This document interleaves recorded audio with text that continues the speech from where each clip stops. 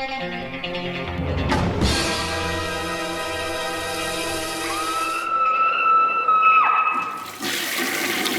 guys, what's up? Week 160, and the Blue Underground 4K contest is still going on. All you have to do is write an email with your address included to screamingtoiletcontest@gmail.com, and I will announce the draw. I'll draw in a couple weeks or something like that.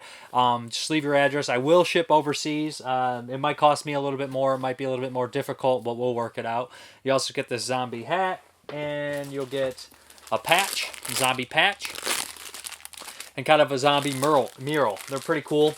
It's kind of like a flag thing you can hang up. Pretty cool. But these look great. Last week I talked about them a little bit. Two classic movies, Fulci and Lustig. Blue Underground's diving into the 4K world. They got some more coming up after this. New York Ripper and House by the Cemetery.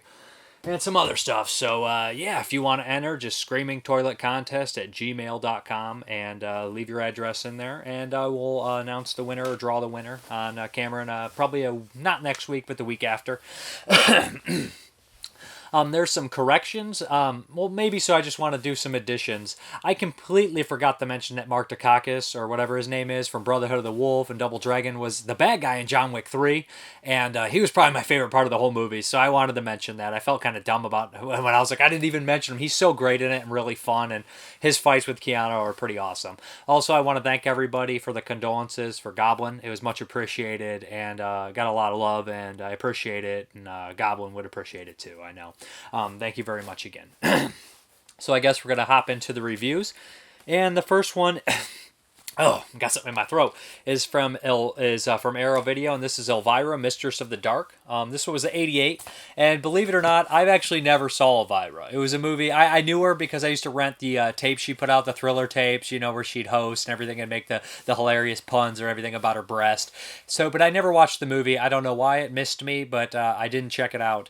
And rewatching it, or visiting it, or seeing it, I should say, for the first time was kind of spectacular, because after watching this I was like, man, this is one I should have saw when I was like 12 and I would have been in love with it. Well, this one takes place. Elvira is kind of Elvira. She's a whore hostess on a TV station, and she's getting tired of being pushed around, and she doesn't really like watching the crummy movies. A sleazy kind of producer tries to make the moves on her. She fights him off and plans on going to Vegas and starting a show, which she actually was from Vegas. She was like one of the youngest dancers or whatever on the stage, go-go dancers I think it was. So essentially, she finds out that she's not going to be able to do that because some money problems, and she learns that she had a great aunt who passed away and left her an inheritance. So she ends up going to this small town where, she's completely out of place. This is kind of a high morals kind of type town run by these kind of uppity types, including the lady from Carrie. The dorky girl with glasses in Carrie is pretty much the leader of the uppity types. And Kurt Fuller is in there. He's like a real estate guy. Kurt Fuller's in a bunch of stuff. He's in The Running Man, No Holds Barred, Miracle Mile, Scary Movie. Really funny guy, really kind of underrated when it comes to humor. And there's a couple other familiar faces in here as well. Oh geez, what's the guy's name? He's from Hands of Steel. I forget him all the time. Daniel Green. He's also in Deadly Intruder, which he's not very good in. And he plays kind of a simple kind of guy that runs the movie house here.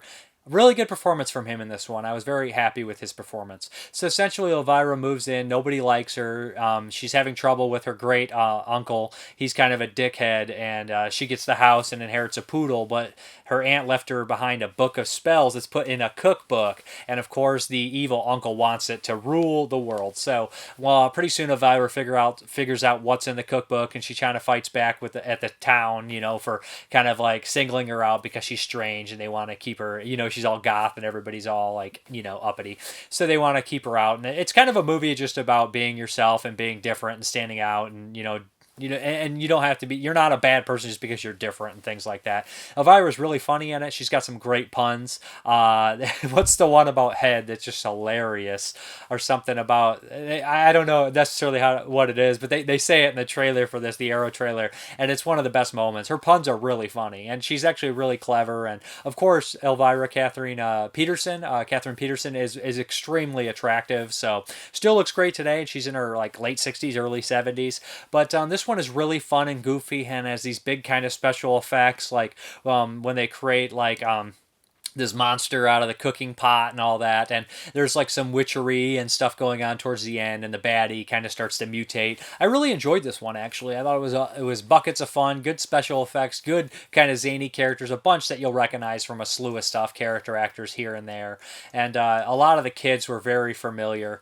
And it's funny because they kept mentioning like who tried out for these roles, and Brad Pitt is one of these names that always pops up, like he tried out for this, he tried out for this, always in these movies, and they always turn him away, and it's always a huge mistake because he went on to be a huge star.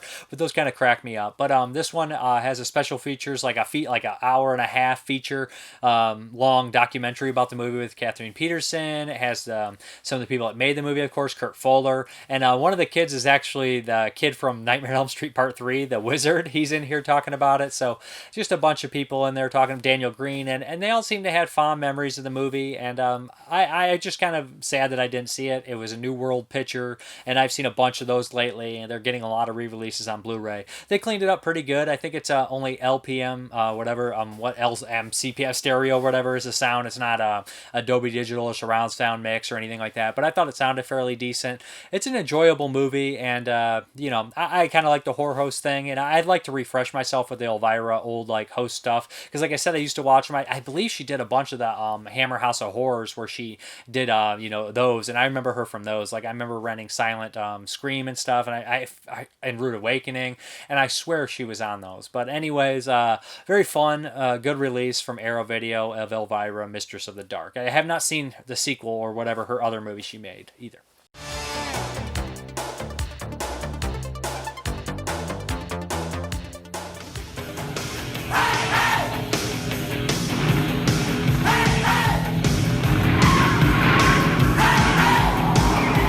You can try your act out on me. It's milking time. I don't know who you are or where you came from, but you most certainly don't fit in this town. Why, you don't even fit in that dress. She's this extreme character, but how does she fall for the squarest guy in town? Well, she's got a good heart, and she likes a big guy. Notice the two little marks on the mirror, so she knows where to wipe the mirror. Oh, I love this. I mean, do you know, more people like that line, "I cut you, Mang," than any other line in the movie. In this movie was the most risque line that she ever uttered. So? How's your head? I haven't had any complaints yet. So I have a picture where you can see it's still sculpted and you can see the thumb. A plaster version of Mark's thumb. Who is this woman?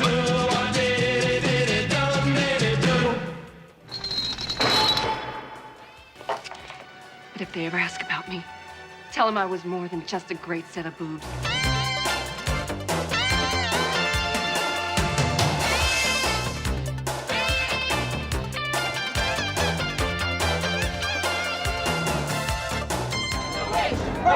Do you smoke? Guess we'll find out soon enough.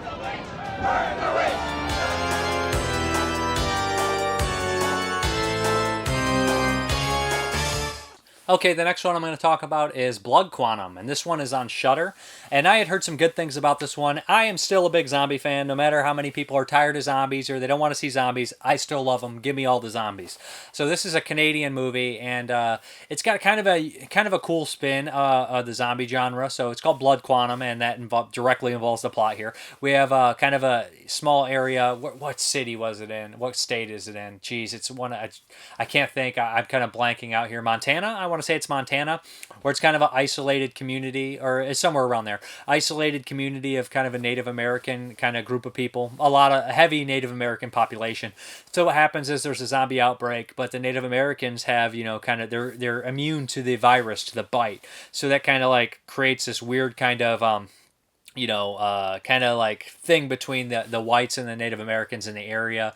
And it's also kind of a nice statement about how, obviously that their land was stolen from them, and they have some sort of thing that helps fight against the virus, maybe because they were here longer, whatever. You don't really know why. But essentially, this starts off, and the outbreak stuff is really great. There's somebody like cleaning fish, and somebody had to put a dog down, and all that stuff is great. They kind of develop the characters, and we have moments of extreme gore and splatter, which I thought was really cool. The lighting is really, really nice, and it's shot well, and the location is cool, and the whole idea is cool. And then we kind of jump like 6 weeks, or is it 6 months later? I think it's 6 months. So it does that thing, and I'm like, okay, now I feel like we're stuck into the same kind of, I know zombie movies kind of do the same things over and over again, where man is the real enemy. We have the outbreak, and then sometimes we'll have the post-apocalyptic stuff. So we have this post-apocalyptic deal here, where we have this small community, and they basically like vent anybody who comes in. And this is where I had a kind of a major problem with the movie. At one point, they let somebody in, and they're like, "Have you been bit?" And they're so careful about letting people in, but they don't make the person strip down. They're just like, no. And it's just like, you've been here for 6 months, and it's just so silly and so ridiculous that you're going to take these highly intelligent people that survived, and they're not taking any real precautions. And I know that they're like, well, you got to let some things slide. Well, I already let the zombies slide, that they're zombies and stuff like that. I'm fine with that. But just to let these people, like, just not check things like that. And it was so obvious and telegraphed. And the movie started to become kind of contrived because of that kind of thing. And we have this split between the brothers, where one was obviously the favorite and everything, and the other one wasn't taken care of. So we have that whole kind of, I guess you'll say Cain and Abel thing going on between siblings. And the acting ranges here. I thought like the lead police officer was very good. Gary Farmer is the only actor I really recognize in here, and he's pretty good. He pops up in a couple Jim Jarmusch movies and Demon Knight. A lot of people know him as the deputy in Demon Knight. Good actor, and he's pretty solid in this one as well. He kind of plays like a half brain dead kind of guy. And what happens is there's a rift between the family members, and so like I said, the acting ranges. I thought that the kind of the people that are more on the villainous side, I thought were kind of overacting, and it just was like it's kind of a little cringy, while some of the acting, like I said, ranges. And it's kind of a depressing, kind of dark movie, and there's some really cool aspects about it, like he'll go into animation, which I thought was cool. The special effects are great, mostly all practical. The camera works really cool too at times, and I thought, some of the people actually getting ripped apart, they show that, which I said is very rare in zombie movies, that you're alive and being ripped apart. Even Fulci didn't do that. Romero was the king of that, of course, with Dawn of the Dead and Day of the Dead. You see live people being ripped apart, and they do that here too. So there's so many cool things about this movie that I absolutely adored, but then there's a couple things that just so bothered me that made it so contrived that I was kind of annoyed throughout. So like, it's better than I'm giving it credit for, I think. And so I would recommend checking this out on Shudder, but again, I feel like it loses some points personally with me because of those things, but I think that other people will forgive that and absolutely adore it, and I think it does deserve that that kind of attention. But it did have a couple things that just kind of, I was like, not really my thing. But other times I was like, that's wonderful, that's great. I think that the drama is a little cheesy sometimes and contrived, but I think the action and the zombie stuff's all great. So Blood Quantum.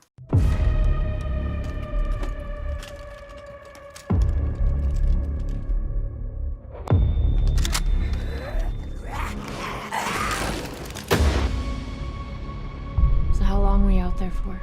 I lost track of the time. Did you get bit? This planet we're on is so sick of our shit. That's why the dead keep coming back to life. You're immune. I'm not. What if my baby isn't either? Run!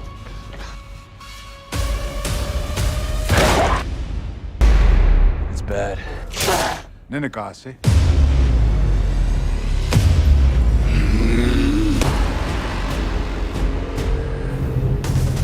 I heard that you could cure bites here. Ain't nobody immune here but us.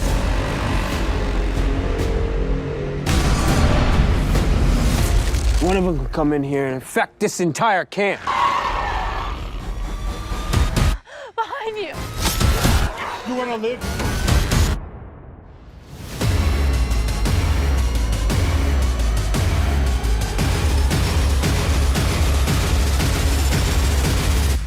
Who says we're immune? Dukja uksid hamo. Awenda sui lexiko.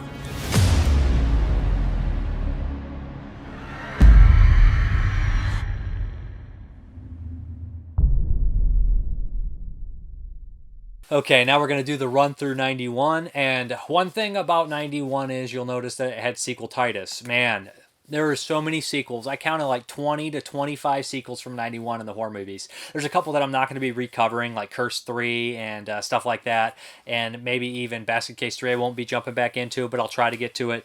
But some of the sequels that I've never covered on my channel, I will get to for sure. So I'm going to be kind of brief with these because there's so many. And I don't know how much I have to say about this because like I've watched 17 movies this week. So yeah, well, the first is A Nightmare on Elm Street Part 6, Freddy's Dead, The Final Nightmare. It's actually directed by kind of a long-term person that worked at New Line Cinema, and Rachel, her last name is really weird to me. It's like Tatalad or something like that, but she worked on a lot of the Nightmare on Elm Street, so they kind of promoted her within, which is really cool. So, A Nightmare on Elm Street Part 6, Freddy's Dead. It's in a lot of ways it feels like a rehash of Dream Warriors, at least a couple of the characters, but not nearly as good as Dream Warriors. I mean, like a couple of the characters feel like that. So essentially, what happens is Freddy had pretty much killed all the kids of Elm Street except one. And this kid is kind of really messed up and kind of out of it. And he believes that he might be the son of Freddy Krueger. And he's kind of moving in and out of places and kind of drifting. And Freddy ends up throwing him in a rift through the dream into a different place so he can have this this young man kind of bring other souls so Freddy doesn't die, so he can kind of infiltrate other towns. So like Freddy Krueger says, every town has an Elm Street. And that's probably one of the best lines in the movie. I enjoy that line myself. It's one that I always quoted as a kid because I thought was funny. So that's basically what happens. And the main character, the young man, kind of runs into a group of kids that are troubled. Again, troubled youths that are in this halfway house. We have Carlos, who had been abused. He has like he has a hearing aid, and we have the girl who's been molested. And then we have like the rich kid who's also a punk ass. And then we have like their kind of guidance lady who is played. She also has some troubled past and everything like that. And Yalfam Kodo, the best actor and the best performance in the movie, of course, from Alien and Warning Sign and 100 other freaking movies. Drum. He's basically like the leader of the school. So these kids decide to kind of jump ship and end up running away, and they go with the messed up kid, and the teacher tags along, so they end up going to like I believe it is like Spring I want to say so I think it's Springwood. Yeah, Springwood's where Nightmare on Elm Street, and they kind of go back to there, and it's this weird world where all the parents are kind of batshit, and you see some cameos, and probably the best part of the movie is the flashback to where you see a little bit of insight on Freddy Krueger's childhood, where you see a cameo by Alice Cooper. There's also cameos by Johnny Depp, Tom Arnold, Roseanne. So those things going on, those are kind of fun. But besides that, this one just, and it's not even the goofy humor. People are like, they're stupid. I like Part 4. I remember liking Part 4 quite a bit, and I like the humor in Part 3. So to me, it's not really the goofy humor that really bothers me 100%. It's the characters are really boring and bland. The acting, and I shouldn't complain about horror movie acting, but especially from the male lead, is abysmal. He is terrible, he is boring, and I feel like that's a huge staple in 91. Very boring, mediocre lead males that have no character and no anything that brings him out. He's just bad. He's just a bad actor, and he's boring as hell. Even most of the characters, like I said, are boring and bland, and the female tough girl reminds me of like a half-assed version of the girl in Dream Warriors, the one who's like, in my dreams, I'm beautiful and bad, which is an awesome line. She's like the half-assed version of her. So like the characters aren't very good. The acting's not very good. The script is kind of just muddled and jumps all over the place, and it's like a cartoon, which I could get behind. People complain about the video game scene. It's just too stupid. I mean, I could get behind that if I cared about the characters or I was interested in it.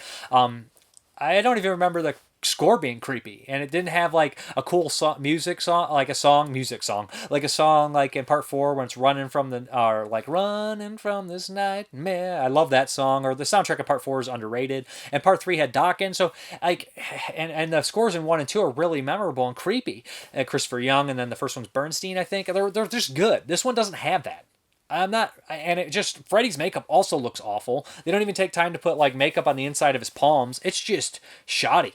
And there's a couple of good death scenes in here. The hearing aid death is pretty awesome.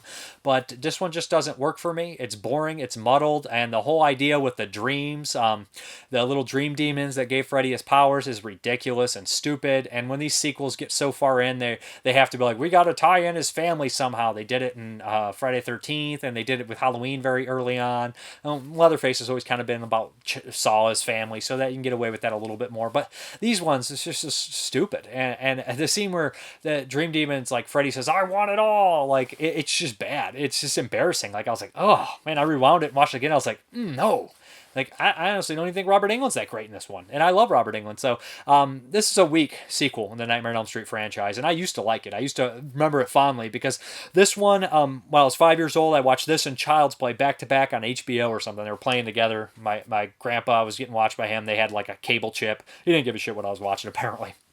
So I watched this and Child's Play 3 back-to-back, and I remember liking this one. I rewatched it over the years. It was fun and goofy, and I always quoted it. Every town has an Elm Street, like I said. But no, man, it just didn't work for me this time. Just not good at all. Like I said, it's just muddled. And also, I always joke around about the science of Freddy Krueger. Like, really, like, try to explain, like, people are like, well, it makes sense. None of this makes sense. You just get nightmare logic, extreme logic. Sometimes you can forgive a lot for these kind of movies, but I just like in Phantasm or the Italian horror movies, you forgive a lot. The dream logic, nightmare logic stuff. But in some of the Nightmare on Elm Streets, like, I mostly forget it. Like, I don't really care. But this one, I'm just like, whatever the hell is happening, I don't care, and it's too stupid to get attached. But Freddy's Dead, not a big fan of it, to be honest. One of the weaker sequels. I never was a fan of Part 5 either, so maybe I have to rewatch 5, but 5 and 6, I'm just not feeling it anymore.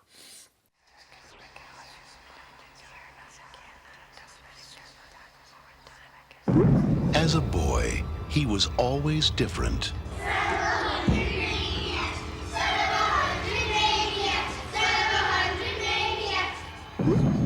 No one understood him. You ready for it, boy? It's time to take your medicine. Thank you, sir. No one could control him. Go inside, honey. But now, it's a new beginning. The beginning of the end for Freddy. Every town has an Elm Street.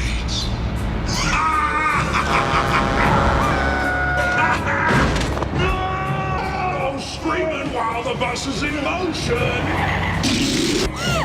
It's your mind or go for it. I'll get you, my pretty, and your little soul, too. We're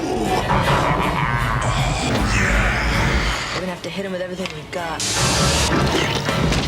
Now I'm playing with power.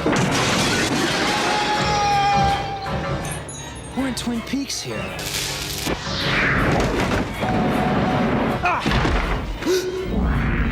It's gotta be me and him. You wanna live? Hey, what's up?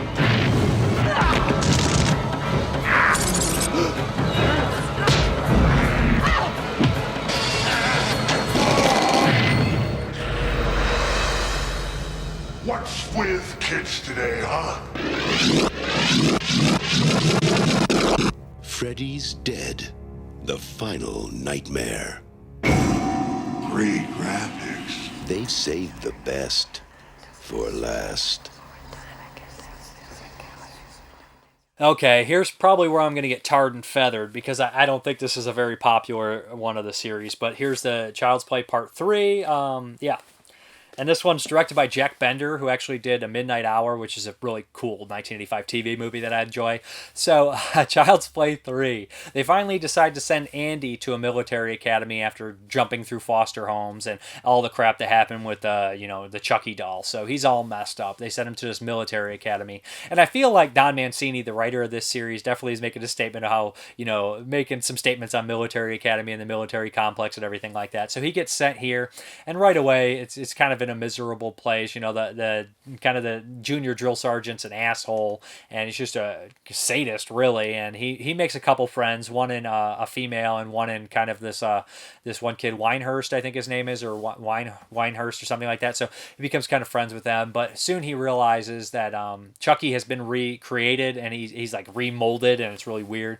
And he's ended up shipping himself somehow to the military compound, and of course he's after originally Andy, but he has his eyes set on a younger kid because he's younger and he's more naive, so he figures I'll get his soul in this young kid. So it's Andy trying to save, I don't remember the kid's name, save this kid from Chucky and stop Chucky.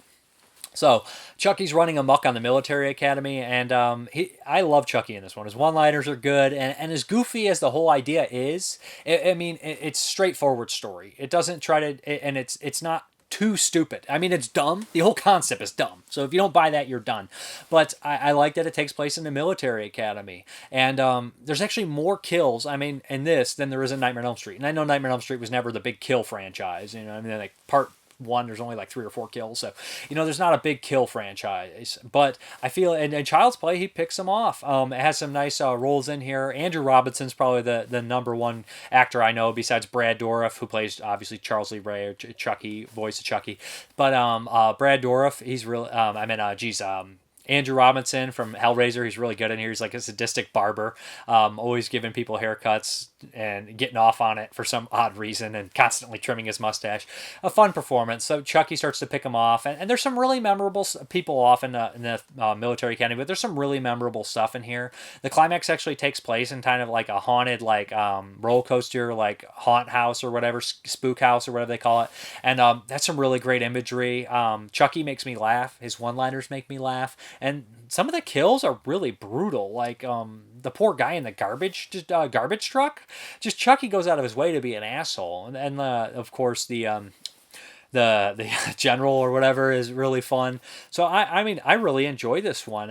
When people died, I actually felt bad for some of the characters. There's like a moment of sacrifice that's actually well done. Unlike Nightmare on Elm Street 6, I know I'm comparing this and people are like, quit hating on it, but I don't like it. And I'm just using it for direct comparison because they came out around the same time. They're both big franchises. I didn't care about anybody in part 6. This one, I actually developed, feelings for some of the characters, and I think it works. It's gory, and it just works. It's very entertaining, and it's just one of my favorite of the Child's Play movies. And honestly, I know part 1's objectively like the better, and part 2 is probably objectively better, but this one has that like 90s like thing to it, 91 thing, and I was like very young, so it just 100% works for me. And I like the idea that the corrupt business guy in there is like, we're gonna continue making the my buddy dolls or whatever, not my buddy dolls or whatever the hell they call them in this one. But so and everything like that, and he gets his comeuppance right away. So it's a fun movie, entertaining, cool stuff. And I don't think I've ever seen a horror movie take place on a military academy. I've seen one take place on a military base with the Body Snatchers from the 90s. But yeah, definitely check this one out. Very enjoyable. Left, right, left. Welcome to Hell on Earth. You are without a doubt the most pathetic thing I have ever seen. Strict discipline. Does this look like a gun to you, Barkley? It's a rifle. Next. Rigid dress codes. Presto, you're bald. Get those weapons in the air. I want to see them high. And grueling drills. It couldn't possibly get any worse. Wrong again, wimp. Chucky's back. A few years have passed. No, you're dead. We killed you. I'm new and improved. At Kent, we take bedwetters and turn them into men. Andy, how you've grown. And this time, I really gotta get out of this body. He's looking for a new recruit. I got some fresh meat lined up, and I'm not gonna let you spoil it. Now, just think. Chucky's gonna be a bro.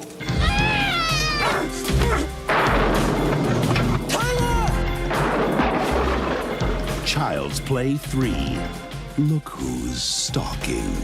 A haircut ain't regulation, soldier. Regulate this.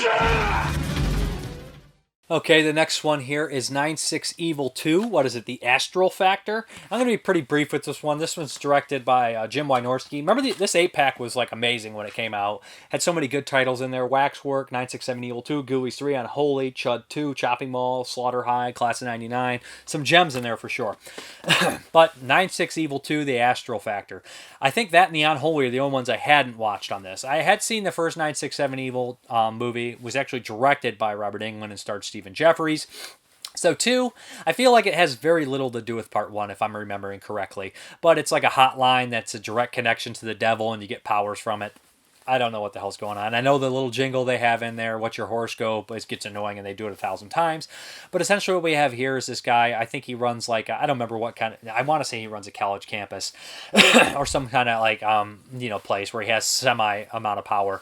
But anyways, he's like a serial killer, and he uses like this phone hotline for powers, and he made a deal with the devil. So essentially he gets imprisoned, and they catch him red-handed by the janitor actually catches him, played by the legendary Buck Flower, playing a drunk guy like he always does, kind of like Royal Dano. Is Buck Flower and Royal Dano, if they don't got a beer in their hand, it probably ain't them. So yeah, he plays this drunk janitor, and he fingers him, not like that, okay, but he basically fingers him, and he's going to go on trial and everything. But this guy starts to use astral powers, like he just astral projects himself out, and that's kind of the deal here. Kind of reminds me a little bit of like Shocker, when he can like fly through, like jump through things. So that's essentially what happens here. A trick or treat, you can always get around all the trick or treat, not the trick or treat, but you know, the one from '86. You can kind of go through all these different like elements to kill people. So the bad guy astral projects himself and starts picking people off. It's up to this kind of biker, I kid you not, named Spike, where he looks like a cross kind of between Boone from Nightbreed and, what's his name? Kevin Dillon from The Blob. That's what he looks like. So his name's Spike, too. Who writes this shit? Like, pretty boy biker named Spike? Oh, get out of here. It's terrible. So on the nose, it's embarrassing. But anyways, what happens is he teams up with this young girl that used to work for the crazy professor, and she's like daughter of a police psychiatrist. So that's the plot. They try to stop him. He starts to pick people off, and at first I was like, this is not working for me. But over time, some of the kills start to get really crazy. Somebody gets exploded when they get hit by a car. The bad guy starts to have one-liners and get real goofy, kind of Freddy Kruegered him up, and he starts to rot in his face. So by the end of it, I thought it ended up being fairly entertaining and fairly enjoyable, and I don't really have that much more to say about it. At first I was like, no, I'm not digging this, but after a while I was like, this feels like the 90s, and it feels kind of enjoyable, kind of a little goofy sequel of, you know, the kind of jumping through bodies or jumping out of, you know, like it reminded me of that. Like I said, Shocker, or what was the other one I was talking about? Shocker or Trick or Treat. So it's not as good as those movies. I know a lot of people are like, Shocker sucks. I like Shocker from what I remember. Sometimes you don't watch a movie for 10 years and you have fond memories and you pop it in and it's junk like Freddy's Dead. But hating on Freddy's Dead again. But anyways, I would give this one a slight recommend. I kind of enjoyed it. I don't have that much to say about it. My favorite part was Buck Flower. Not going to lie. Yeah. Vestron Video presents for April 2 new features. Reduced prices on our best-selling comedy videos and reduced prices on the National Geographic series. Evil has a new number. Welcome to my hell. And the devil has found a new way to reach out and kill someone. 976 Evil 2. The shocking sequel to the 1988 home video smash is here. What's the matter, Leonard? You don't look happy to see me. Out of the darkness and into the light comes your horoscope on this dark and stormy night. Push 666 for your horoscope now. And so they keep calling the number because all of a sudden they got some sort of power that they never knew they had. You'll receive the power that you desire to fulfill your purpose and feed your fire. Marvin, so nice to see you. Good day, Miss Law. And do drive safely.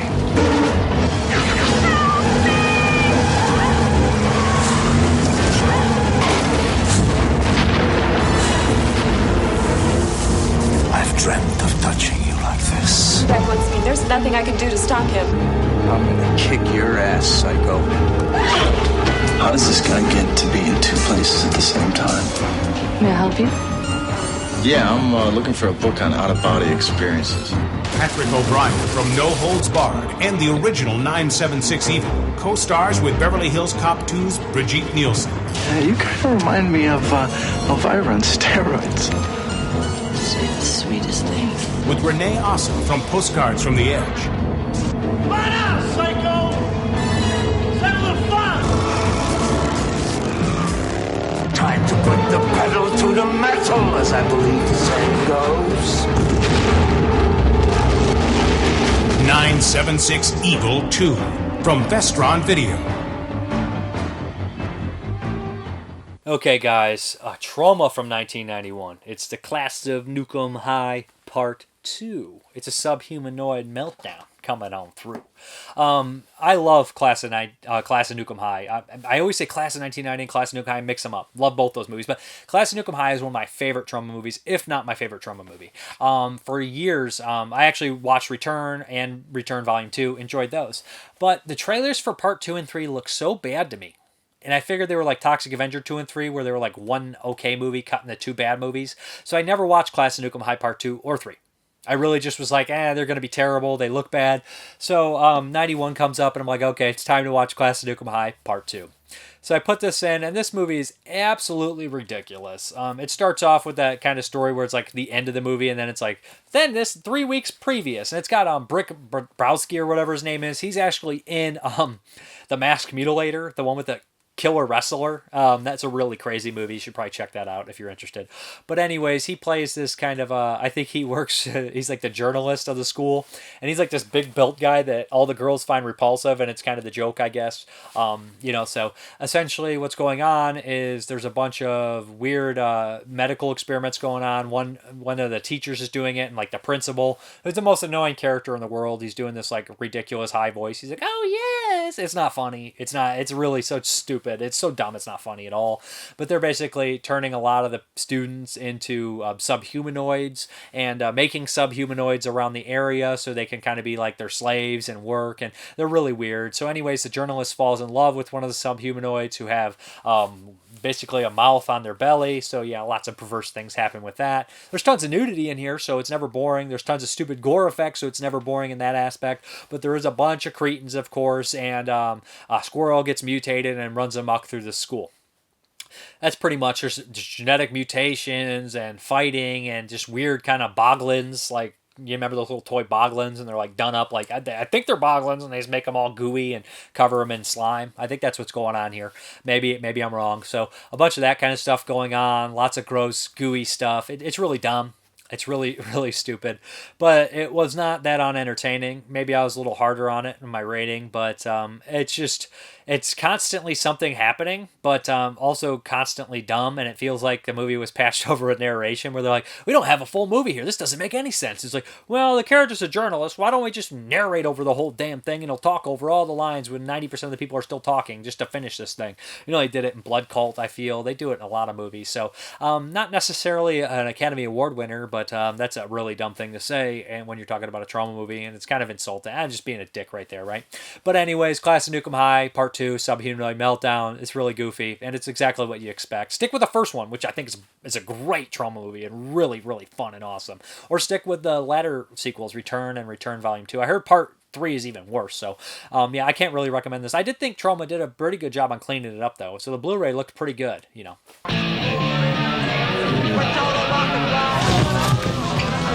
Is Jones in? Stop the presses. It was incredible, and I saw the whole thing. Turned right into a big mess of green goo. So you'd say you witnessed a subhumanoid meltdown?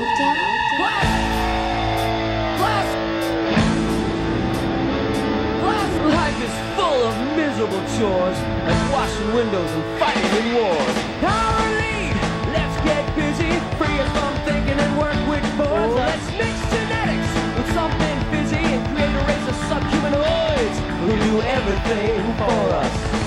Subhumanoids do the jobs to meaning. They'll do space exploration too. They'll do the cooking and they'll do the cleaning. And then they'll even do you. Class of Nuk'em High, Part 2. It's a subhumanoid meltdown coming on through. Class of Nuk'em High, Part 2.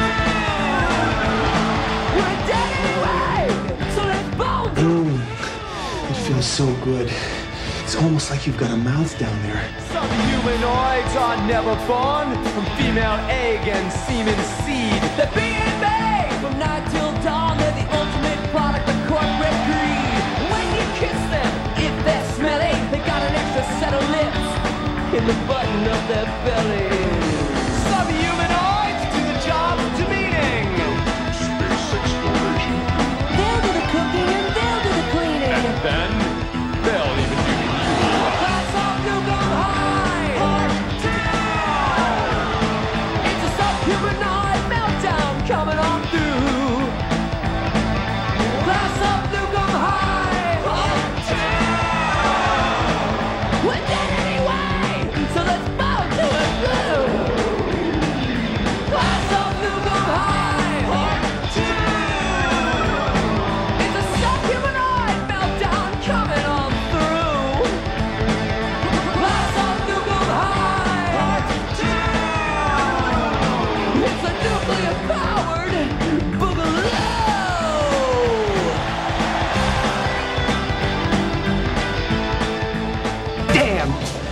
thought college would have turned out like this.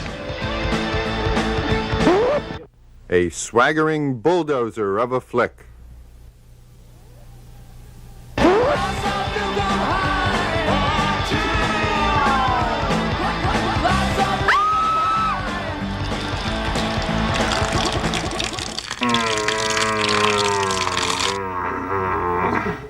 Okay, we are trucking through these 91 sequels, and now we got to do Critters 3. And Critters 3 doesn't have a little thing on the end. Let me get it out. Critters 3, that's right. It's a nice Scream Factory Blu-ray here. I love the Critters movies growing up. I love the first 3, watched them all the time.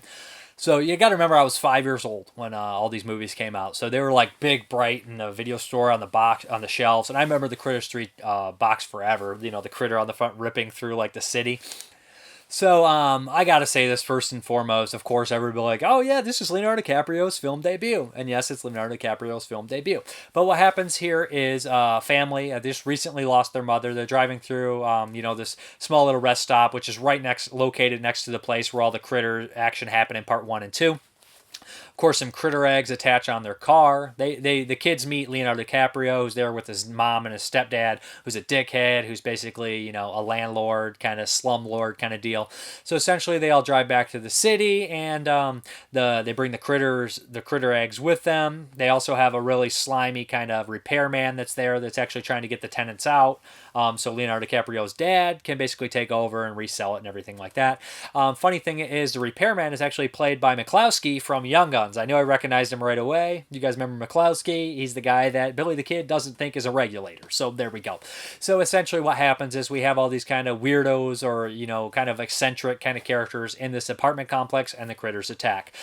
They kind of do some cool things with the critters. Like they give them different designs on them. Like one has stripes on them. One kind of gets like bleached, so he's like half white on there. So that was one thing they did really cool in the Gremlins Part 2, and why Ghoulies 2 and 3 stand out, because the Ghoulies, I know people like Ghoulies 2 stands out against Critters. Okay, not necessarily, but I like how the Ghoulies and the Ghoulies 2 and 3 and stuff, even 1, I'm not a big fan of 1, and Gremlins 2, they're different designs, so you can kind of give some character to them. And I think Critters 3, as David Scholl said in the special features, they do that too.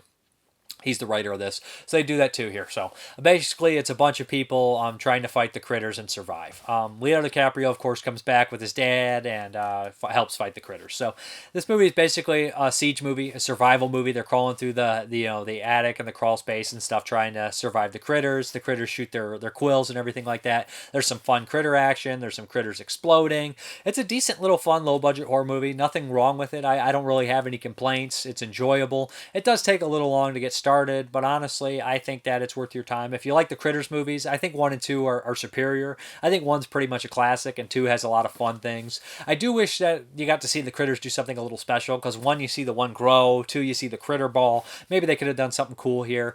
Like I said, they do make some of the Critters designs a little different here, but it's a fun, goofy movie. The critters eat dumb shit, and they, one's spitting out bubbles the whole time. So it's got all those kind of things, and they shot this back to back with part 4. The guy from part 1 and 2 comes back. Upper, what's his name? He reminds me of like an Ernest character. You know what I mean? Like that guy who's like hanging around kids all the time in the first movies, whereas like nowadays you're like, that guy's a pedophile. Get him away from your kids. But back then you're like, he's just a dullard. Let him hang out with your kids, But now it's just completely different.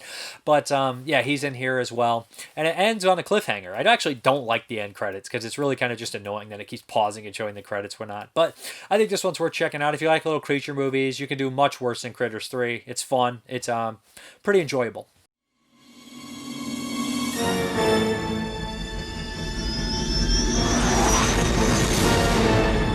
After their first visit, Call the army. They're here. Who? Them? you thought they were destroyed. But they returned. And they're getting bigger. After the second encounter, you thought the fuzzy devils were dead. But you were wrong. You're not as smart as you think you are. The critters are back. They've just rolled into the big city. Oh, safe at home. In search of new neighbors. They're aliens. Aliens in the base. You have to believe her. They're big, they're huge. Balls. And they're never late for dinner. You don't have a gun up here or anything like that? How about a meat cleaver? What is eating him?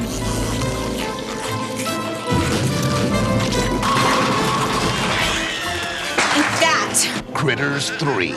You are what they eat. Open wide.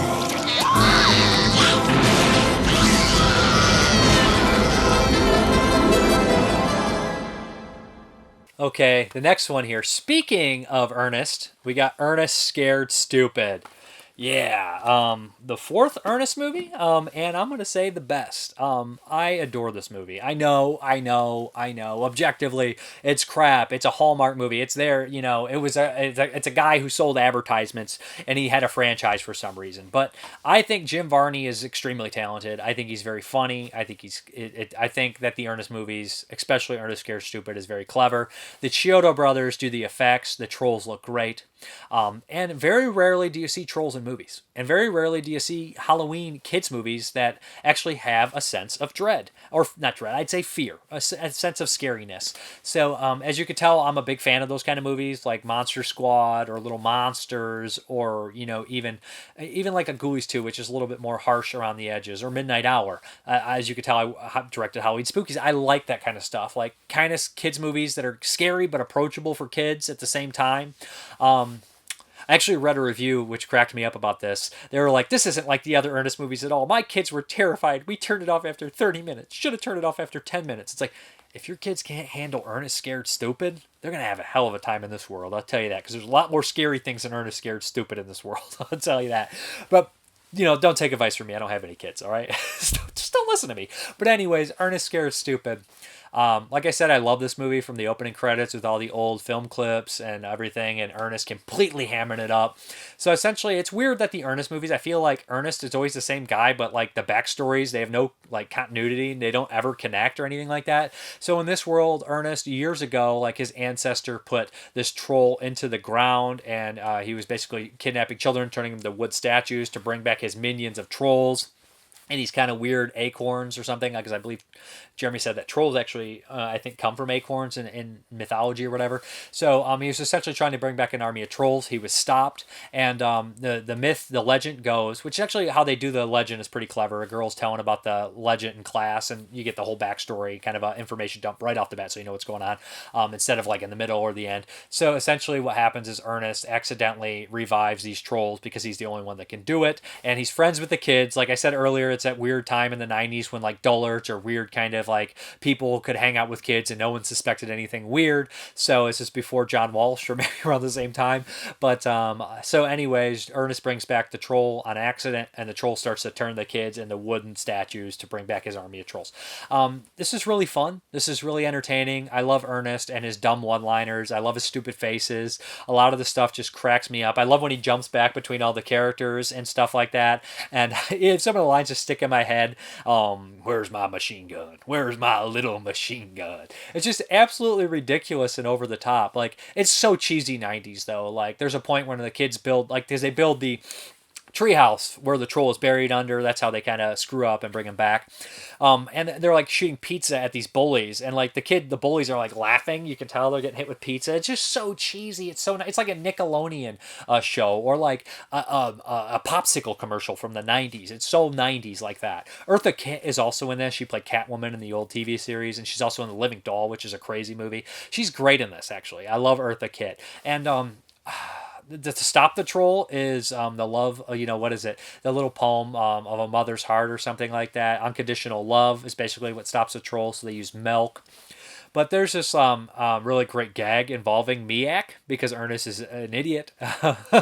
So that part's brilliant. Puts me in tears every time. Love Ernest and his dog. Like, I'm just a big softie for this movie. It's got to be the time I saw it and how I, grew up with it. And honestly, there's certain points in the movie that are affecting to me. Like, emotionally affecting with, like, the ending and everything like that, with Rimshot. And I really just enjoy it. And the special effects are a blast for this kind of movie. Like, the The trolls look great because it's Chiodo, so you got like the killer clowns kind of look on, and a bunch of trolls come back at the end. And the continuity at the end isn't great either. Like you'll see a troll get dissolved with the milk, and then you'll see him in the background running around and stuff like that. But it's forgivable because it's a kids movie for me.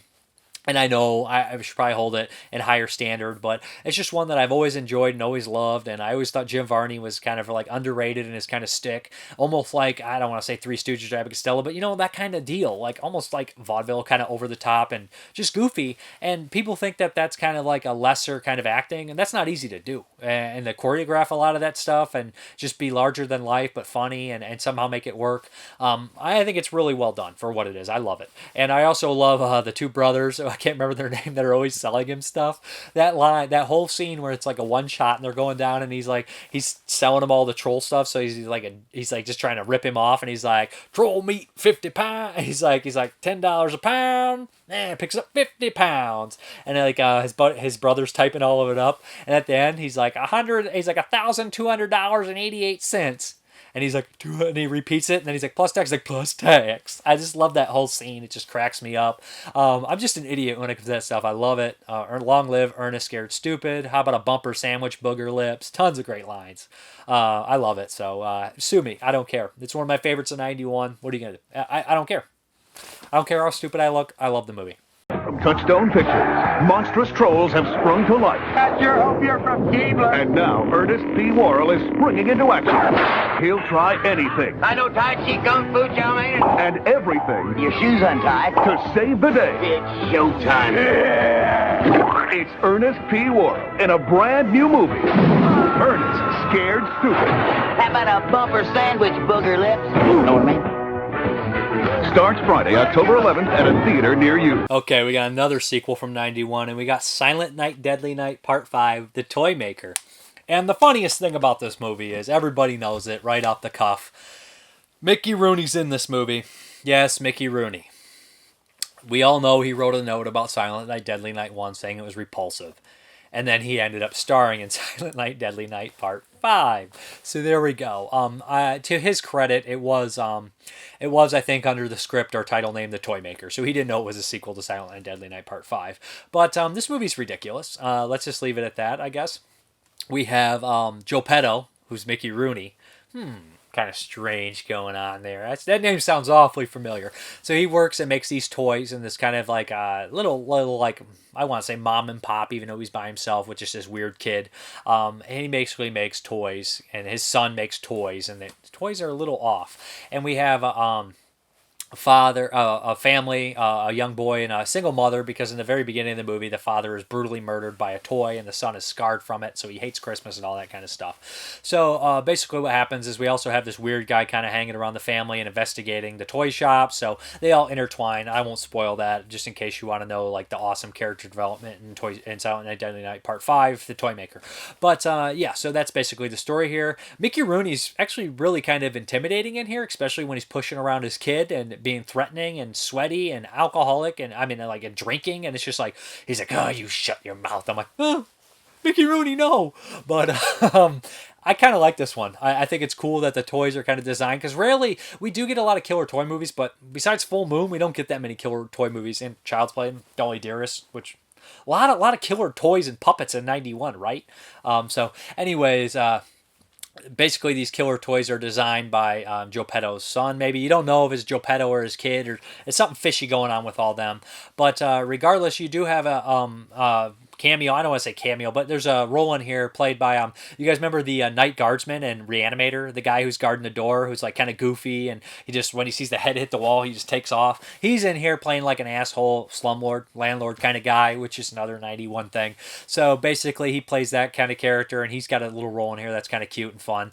But the end of this movie is really what takes it up a notch. It gets really perverse and creepy, and just kind of made me feel uncomfortable in a strange way, like without kind of like spoiling it too much. But it gets dark and it gets weird as shit. But some of the deaths are pretty solid. There's only really like these one scene that's really batshit, like as far as the kills go, when like a bunch of toys attack. But I think this one's worth checking out. I think it's kind of decent, and it's kind of a creepy Christmas movie. Unfortunately, there's no snow You know, a lot of these were filmed probably in California, in that area. So no snow on a Christmas movie is kind of a poo-poo, I'm not going to lie. But I think this one's kind of enjoyable. And honestly, I've only seen the first Silent Night, Deadly Night, and Silent Night because I've never been a guy that dives into a bunch of sequels. I mean, I enjoy the first Silent Night, but I've always heard that they're awful. And I have them, and it's just like, I've never wanted to be a completist when it comes to sequels that I hear are awful. So, yeah, so I've only seen part 1, and I never watched part 2 because 2's infamously a bad movie. I know. People are like, you gotta watch 2, it's so great. I've seen all the clips and everything for like 20 years, so, and I've seen part 5, and I've seen the remake, which I thought was okay. So, like, I really do need to watch 2, 3, and 4, I guess, right? So, yeah, Silent Night, Deadly Night, part 5.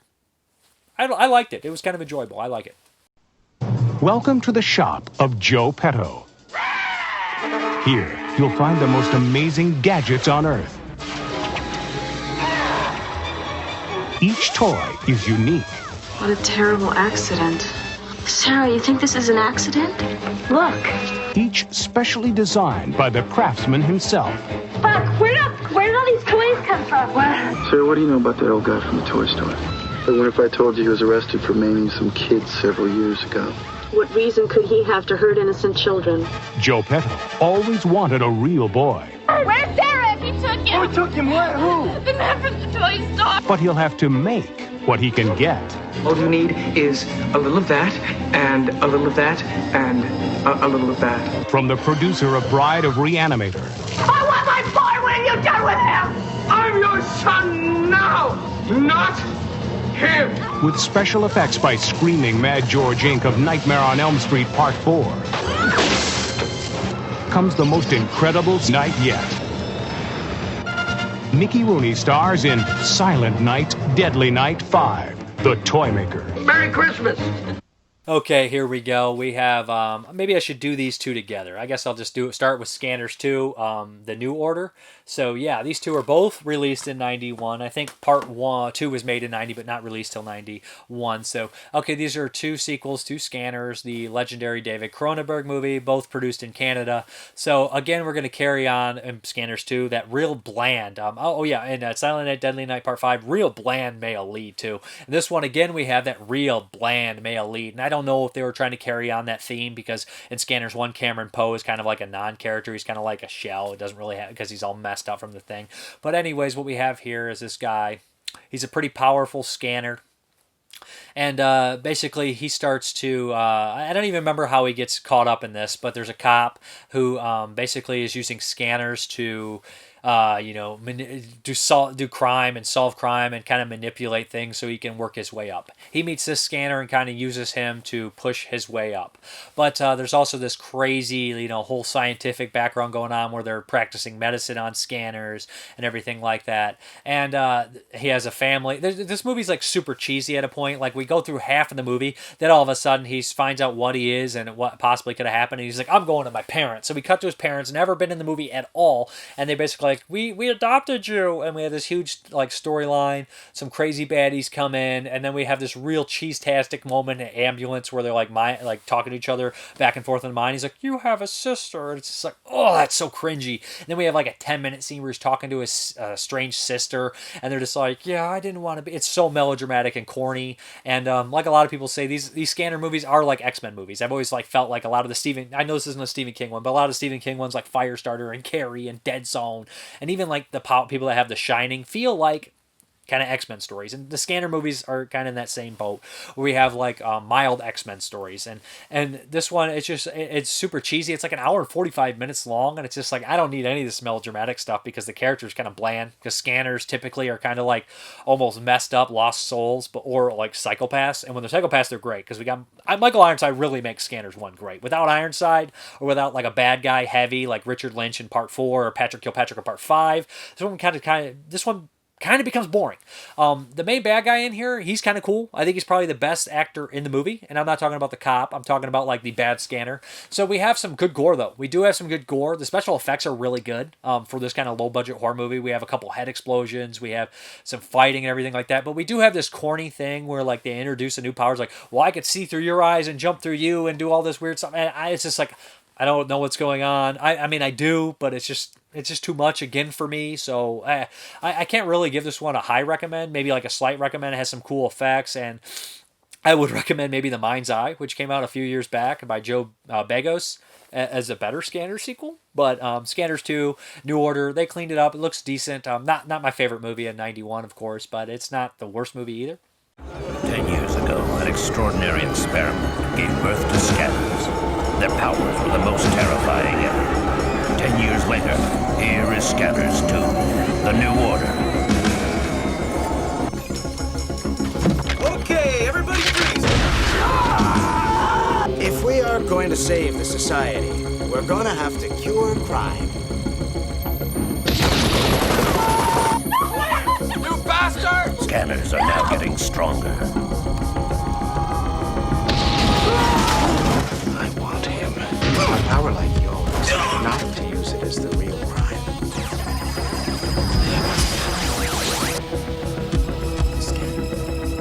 I will begin a new order. They're about to be used as the ultimate weapon. Is it true that you've been using psychics called scanners? I want to find out what's really going on. Tell others like you're not alone. Scanners have reached a new level of power. Put the gun under your tongue. I'm killing him. There he is! They can invade your thoughts quicker. They can explode your body faster.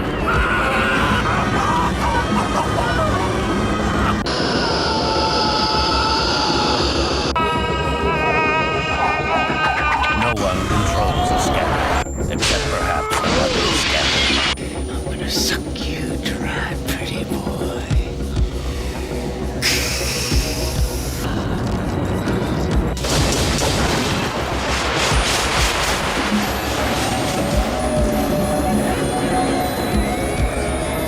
Scanners 2, the New Order.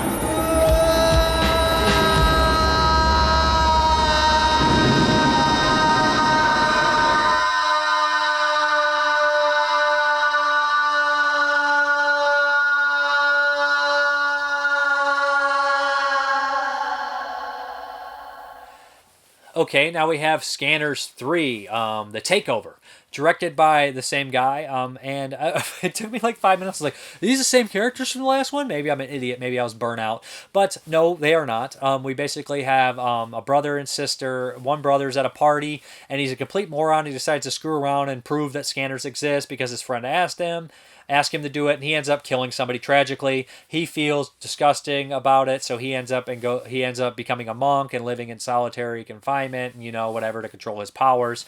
And meanwhile, his sister, because scanners struggle with the constant migraines and voices and everything like that. It's almost like a schizophrenia with the powers. So basically, him and his sister were both adopted, but his father is trying to develop this new cure for being a scanner to take away the pain, and the sister uncharacteristically ends up taking the little thing and putting it on, and it ends up making her a sociopath, and she kind of goes crazy. So she becomes kind of evil. She starts to push her way into businesses. She starts to kill people, and it's the takeover. She starts to realize that she can use her powers for a bunch of things. And this one kind of has a cool idea where she goes into like the old hospital or like psychiatric place where she was being cared for, and takes it over and kills the doctor and takes all the scanners out and gives them these chips and kind of controls them. So she has an army of like mentally unstable, crazy scanners that basically work for her. So her idea is to take over the family business. She needs to get rid of her brother. So basically we have scanner fights and everything like that. It turns into a big action movie. It's more of an action movie. A lot of people running around, a lot of crazy scanners fighting him, kicking him, shooting at him, flying motorcycles, lots of explosions.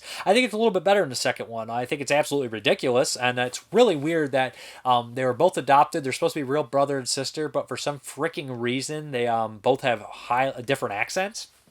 What? Like whatever. But this one does have. I think this one does have a little bit of nudity and more in it. And like the lead actress, she's kind of like nude in it or whatnot. She's very good looking. But of course, he has to face off against, the whole bunch of scanners and stuff. And they had this new element in where basically you can record yourself in a camera or be live on television and control people through, television, which I think is kind of a cool idea. Makes a little bit more sense to me than I guess the other idea where you can see through other people's minds and everything like that.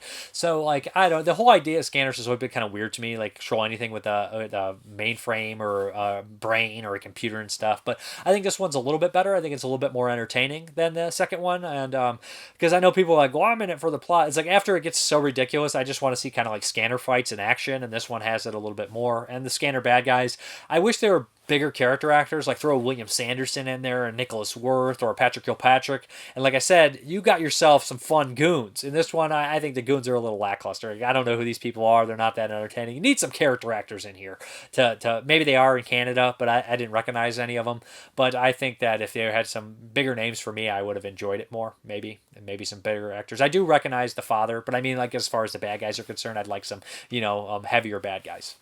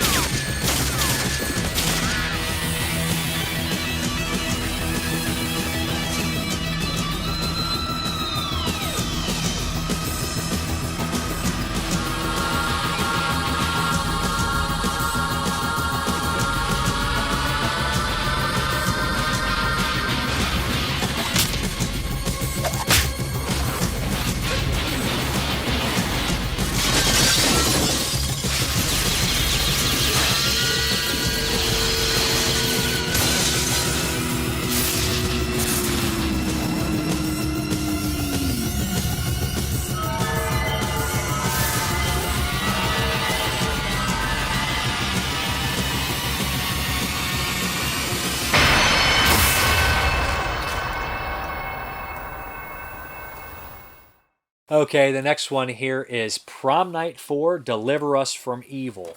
That's right. Christian Luciani's favorite movie of all time, probably. But, I'm going to admit, I've never seen Prom Night 3. I've seen 1, 2, and 4. I know 3. I don't think 3 and 4 are related or direct sequels or anything like that. But if you do have this Artisan or Lionsgate DVD, Part 4, I believe, is uncut. But Part 3 is cut, so you might want to import the German DVD if you really like the movie. It's cut, although I think the gore and stuff and nudity is probably cut out. But Part 4. So this is essentially kind of a weird possession slasher movie. So it starts in the 50s. We have this priest who is basically like tormented and makes a pact with the devil, we believe, or he's possessed, and he goes out and kills harlots and whores because they disgust him. So he kills this couple. He ends up getting put in kind of like a solitary and taken care, kind of like the Sentinel, like where he's just sitting up there, but different. They kind of like keep him in solitary and they dope him up to watch him. And he's been sitting there for like 40 years. There's a young priest who's basically, his new job is to take care of him. He kind of has his heart, his heart, it belongs kind of to this young, innocent girl, but he wants to join the priesthood and everything like that, so it's never really going to work out with them. So we do focus a lot on like him for a while and everything and his religion and this crazy priest guy, but we also focus on all these kids at this like Catholic school about to graduate. So we have like this set of two couples, basically the innocent girl, her boyfriend, kind of like the more risque girl and her boyfriend, and they're all rich, so they decided to go into like the summer home that's abandoned right now in the winter, and of course what's going to happen. The priest is going to break out and he's going to run amok and start slashing and killing people that he comes in contact with. There's some decent religious iconography in here, especially with people on burning crosses. The weapon he uses is pretty cool. It's a little slow in places, but I think that for the most part it works. I think that some of the kills are decent too. They're bloody. They're not really gratuitous. I mean, like they look good. They're not like super like, oh my god, this is like Tom Savini stuff, but they're effective enough. There probably could have been a couple more in here. I do think that the nudity is welcome. The one girl, she strips nude and like decent sex scene in here and stuff like that. So I didn't really expect to see it because like throughout the whole movie they're like making jokes about sex and stuff, but it's not really like a sleaze fest, and that starts to get a little sleazier at the end. I'm like, hey, I'm gonna welcome it because the kills are getting a little slow. It's getting a little boring. The house they're in is actually really kind of gorgeous place, and it's decent. It's a solid slasher. It's not perfect, but it's definitely welcome for 91 because I haven't really seen that many slasher movies, not straight up slasher movies, and even this one has a supernatural twist to it. I mean, Child's Play, Freddy's Dead, maybe there's slasher movies, there's definitely like kind of crazy supernatural things going on here. But I thought this one was enjoyable. Like I said, some cool things going on. A nice little scene at the end with the roof, some good suspense with somebody stabbing through the roof. Like I said, I think the effects are pretty good, and the ending leaves it open for a sequel. So Prom Night 5, is it coming? I kind of doubt it, but yeah. For our second great offer, here's your ticket to top profits on terror. Here's to prom night. Prom night to prom night. Prom night is coming to high schools across America. Be ready for the big night with the newest addition to the fast-renting Prom Night series. Teens will be screaming for Prom Night 4, Deliver Us from Evil. When you buy 2, you'll get a 3rd copy absolutely free. So, where is this place that we're going? My parents' summer home. It's right in the middle of nowhere. Sounds romantic. Tonight, a frisky foursome are making their own private party. Dear me, Father, for how much fun I'm going to have tonight. They're about to cut loose and have a sinful good time. Are you attracted to me? But no, these bad boys and girls are in big trouble. I know who you are. I saw what you did. Who's there? It's too late for you now. And no ear can hear their cries. What's happening? No voice can answer their prayers. Grant me strength, and I will deliver their souls unto you. And nothing can save their souls. We have to get out! We gotta do something! Prom Night 4, Deliver Us from Evil. Buy 2 and get 1 free from Live. Okay, the next one here is The Killer Tomato Strike Back. That's right. You guys know me. I'm not the biggest Killer Tomatoes fan. I liked the cartoon growing up. Did not care for the first movie. The first movie is like the first purposely made bad on purpose kind of deal. And the second one is just, there's no killer tomatoes in it. There's Tomato Men. Doesn't work for me, not very funny. This one is a spoof and more of a parody than a purposely bad movie, and I can get behind that. There's actually tomato creatures in here. Sean Astin comes back from the Addams Family, of course, I think. Or is it John? It's John Astin. He's also in Return of the Killer Tomatoes. This is the third one. He's in 2 and 3. I don't remember if he's in part 4 or not. But, okay. So he pops up in here, and he, of course, is incognito as this talk show television host, and he hates the media. Who doesn't? Especially nowadays. Everybody hates the media. So basically what happens is he wants to get revenge on the media and everybody else. So he's incognito as this, what is it? I can't remember his name. It's something. It's a take on Geraldo Rivera. I can't remember his name, but essentially he has the same goon, and he's still making evil tomatoes to go out and kill people that are tomatoologists and cops and anybody that affects kind of directly infects or like causes him to have problems. So that's basically the plot of this movie. It's very spoofy. The opening is a very funny Friday the 13th gag where there's a guy a killer in a hockey mask chasing a girl, and then she realizes it's like a Jason type character. And she's like, "Thank God, I thought you were a tomato." And he's like, "Rrr," and then there's a bunch of tomatoes and hockey masks, and they all freak out. It's pretty funny. There's also a shower scene that's like a Psycho spoof. So it's very spoofy and very goofy. You guys will recognize the guy from Friday and the Friday After Next and the Friday movies. He's in here as a detective. Pretty funny as well in here. But there's lots of very funny lines because like the media has been kidnapped and everything, so there's nobody doing the newspaper. And there's one great line where he's like, "This is getting ridiculous. The kindergarten's doing the newspaper, and it's like written in crayon, and it says Fruit Loops are great, and that's the newspaper. So there's funny gags, although it does wear out its welcome. It's just like lesser Naked Gun kind of at points, where it's just like not as good as Naked Gun, kind of goofy Naked Gun style stuff. It doesn't work as well, but there's a couple times where I did laugh out loud. The tomatoes are actually kind of like animatronics, so they have face movements this time. They're actually like the villains in this instead of tomato men, which is like such a cop out, and actual tomatoes like the first movie, which is part of the humor, which I don't find funny, but a lot of people do. But I think this one is just better. I think it has some of the characters from part 2 that come back. I just think it works better. I think it's funnier. I think it's goofier, and I like the spoof parody more than I do like the purposely bad kind of stuff. I know that's a spoof parody too. It just doesn't work for me. This one, I think that Aston is funny, and there's some good things going on about it. It does wear out its welcome, but I do think it's definitely worth a watch if you kind of like these goofy things.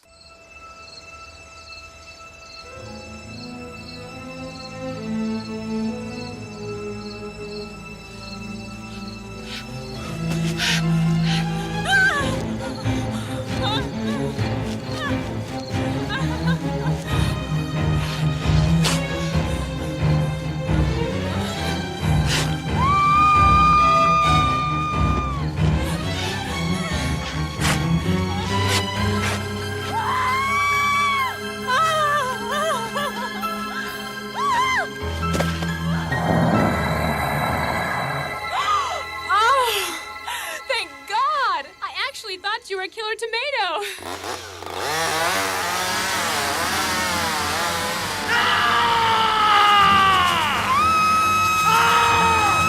Okay, we kind of have a heavy hitter for me from 1991. We have Jörg Buckeret's Nekromantik 2.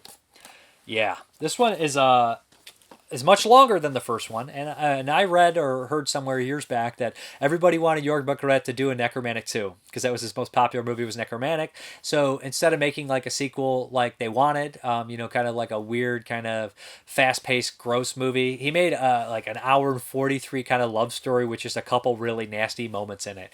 I really like this one. I like how he shoots his movies. I like the camera stuff he uses with like the slow takes, and he uses the same shot in Schramm where he like goes over on the table and it kind of goes under the table. I like that kind of stuff. I just always have. I like how he shoots his movies. So this one picks up kind of where the first one left off.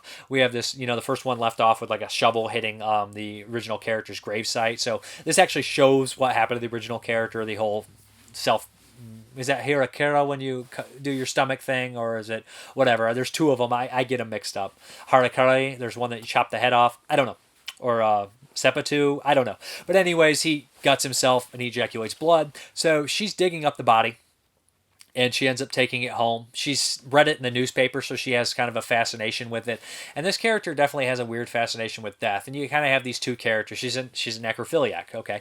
And we have her, who is a nurse, I think. And then we have another character who dubs over porno films, who has like a so-called, perverse job, but he's not. He really is not a perverse person. He's kind of very regular, kind of very, normal. So he's kind of good-natured, and one day the girl that he wants to take on a date, this kind of follows these two for a while, wants to take on a date, shows up late. The other, the necrophiliac walks in and he says, "Hey, you want to see this movie with me?" So they watch this art film, and it starts this kind of weird relationship among the two. And that's pretty much, that one moment in time pretty much screwed this guy's entire life. So there's some like psychological stuff in here with the main character, kind of like, I kind of enjoyed it actually, seeing like a little bit in her psychology and everything like that. And there's this really weird moment. The only moment in the movie that I'm kind of like second guess is where she has her friends over and they see like the severed head of the body, the corpse and everything like that, where they see the severed head and they're just cool with it. Like, and I mentioned that to somebody and they were like, well, I think in the 90s, like gothic kind of culture in Germany, like was a little bit different. And like, they actually had more people that would probably be more cool with that kind of thing. I just have a hard time buying it. And kind of like the first one, how we have that video or that scene with the rabbit being skinned, we have this really kind of gross autopsy of a seal, which is unpleasant, but not as nasty as I actually had remembered from years ago.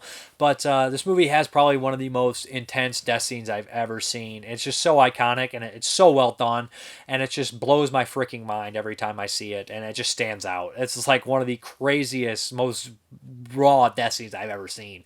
And I don't want to spoil the ending exactly, but you've seen stills from it. It just looks legit nasty. And like the funny thing is, like Jörg Buckeret says, this movie is essentially like a love story. It's a love story, and a lot of his movies have that aspect. Like the first one, Nekromantik's a love story, or Hot Love. It's kind of a twisted love story. All his movies have this twisted love story element to them.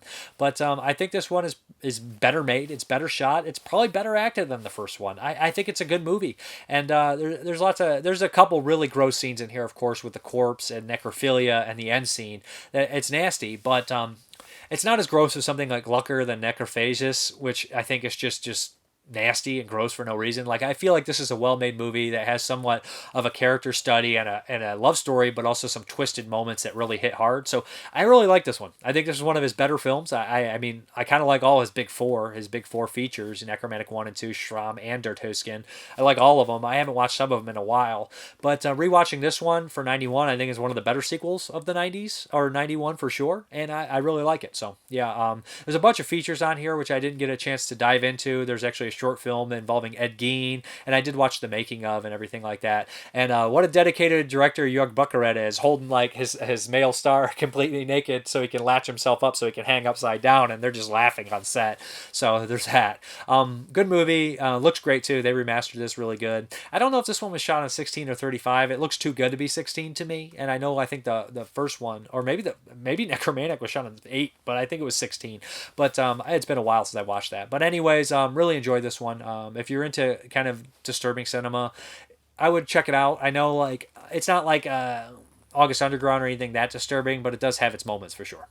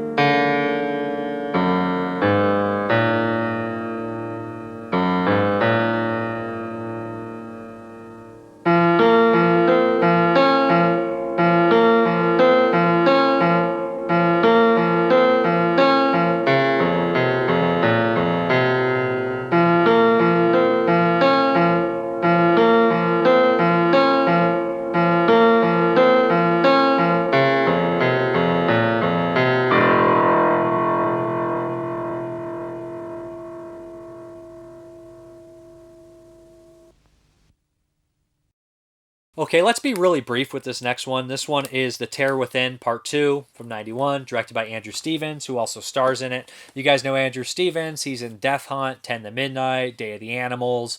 And this also stars Stella Stevens and, of course, R. Lee Ermey. Who's the best part of the movie? The best actor in the movie. I don't think I've ever saw Terror Within 1. I feel like it was an alien movie. I think I've had it for years. This was New Concord, so is this one.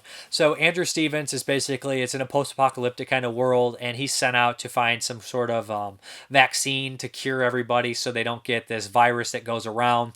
In this kind of weird kind of desert world are assholes, dickhead kind of like, survivalists out there, communities, and there's also mutants and everything like that. So he runs into those people. He rescues a girl, but she actually gets molested by a monster in a really weird freaking scene that only Corman would have in his movie. Think Humanoids from the Deep, right?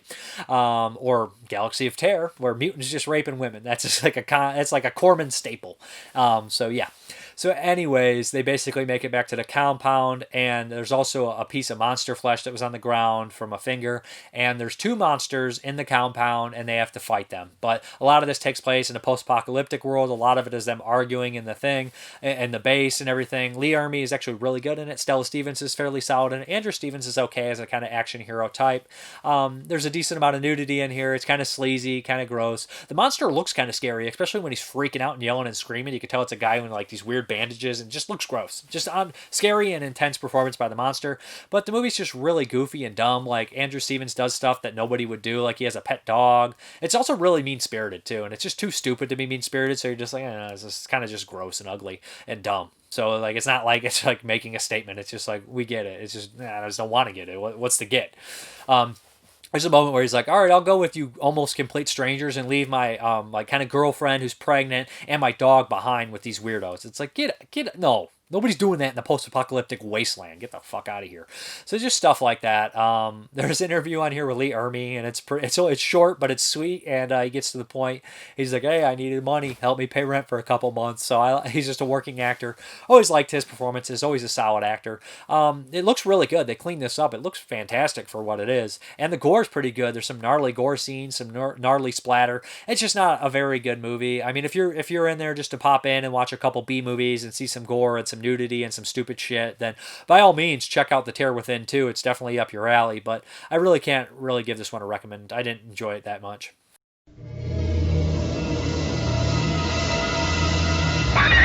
From man's deadliest experiments The virus randomly attacks the immune system. comes his ultimate fear. I don't know what's going on inside my body, but it's not normal. There's no way of predicting who is most susceptible. It could happen any day to any one of us. Seal all access to med. Keep everyone out of there. It's huge, Kara. It's 10 times the size it was. Help me out here, please!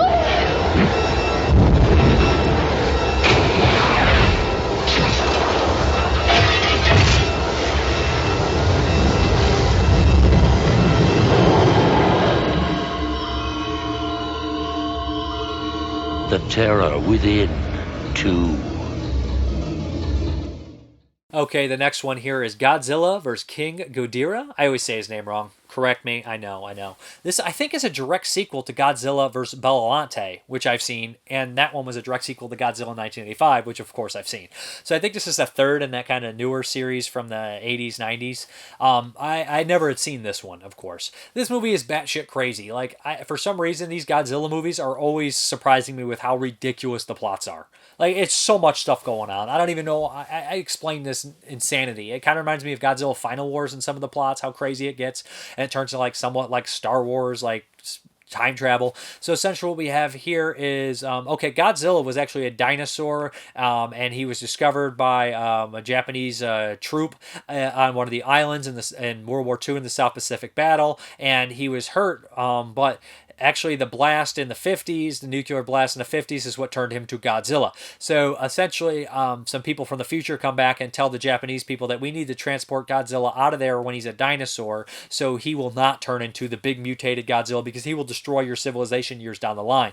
But of course, these time travelers are crooked, and they release these Go-Bats on the island, and they transport Godzilla. These Go-Bats end up turning into King Ghidorah, and they end up ruling the planet in the modern times. So King Ghidorah basically is messing shit up because the people from the future are actually evil, and they want to bring Japanese down at a level, because Japanese would be far too powerful in the future otherwise, and they want to make everything level playing field. So essentially the people get an idea that they want to bring back Godzilla, and they decide to feed him a nuclear sub, although Godzilla has already turned nuclear because the planet's covered in nuclear waste. So Godzilla rises, and he's like, you know what, I'm going to fight. So they start fighting, and the monster's really cool, and it's a good fight scene, but that's not it. It gets even more convoluted than that, because after King Ghidorah is dead, they realize that Godzilla is actually the one that causes the problems later on for them. So they have to basically go back to the future, bring King Ghidorah back to life to fight Godzilla, and basically hope that they both annihilate each other or they're doomed. It's that kind of crazy shit going on. I did absolutely love seeing a dinosaur rip apart a bunch of troops on an island. That was freaking cool. It was surreal, just because I don't think I've ever seen anything quite like that. It was pretty cool. I actually like the special effects. I think that the monsters look cool. I think the action's cool. I think there's lots of action going on. I think that it's talky like all Godzilla movies, but it's so batshit that it is enjoyable, but at the same time it's just like, oh man, and we have the whole like I have a connection with Godzilla ESP thing going on at times. It's just a really wild movie, and like I don't know how to like review it on like a technical level or talk deep about Godzilla, because I haven't seen that many Godzilla movies, although I've seen a handful. So I just basically talked about the plot because it's that ridiculous that you guys, I think that explains how this movie is more than I can break it down in any intelligent way, except tell you how ridiculous the plot of this movie is. But there's some fun moments. There's some sentimentality between a person that was saved by Godzilla in World War II, and the irony, he says, is actually kind of beautiful in a way. He's like, you saved me, and now you're going to destroy it. You saved me so I could go back to the city I loved, just to watch you destroy the city that I love. It's just like, that's kind of deep. And there's these weird kind of deep moments within the Godzilla movies always for me. But enjoyable, pretty cool.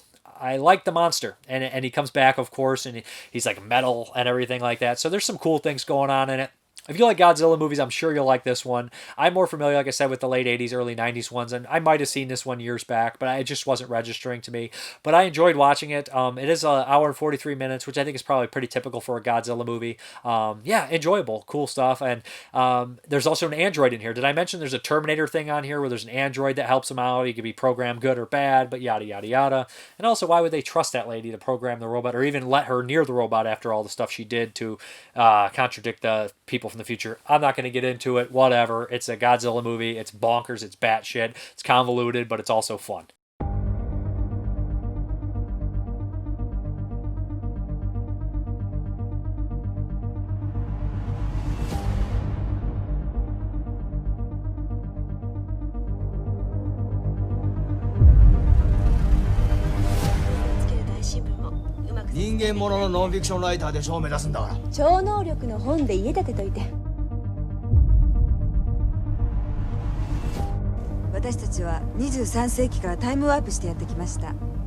...21世紀日本は再び活動を始めたゴジラにより致命的な破壊を受けます。我々は将来の日本の悲劇を救うためにやってきました。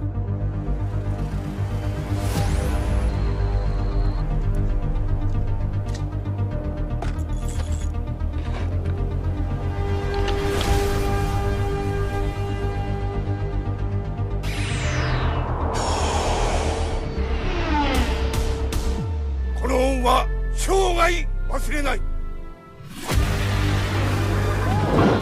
あれはゴジラよ。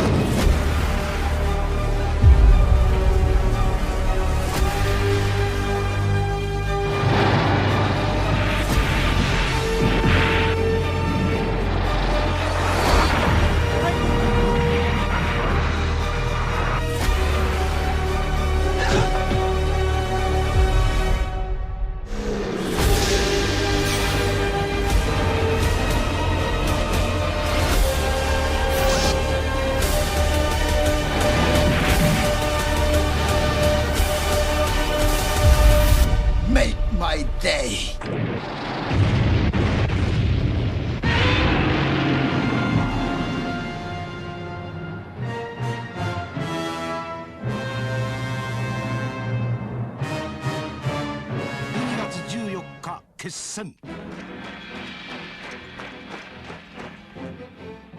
劇場入場者全員に漏れなくゴジラ怪獣軍団プレゼント。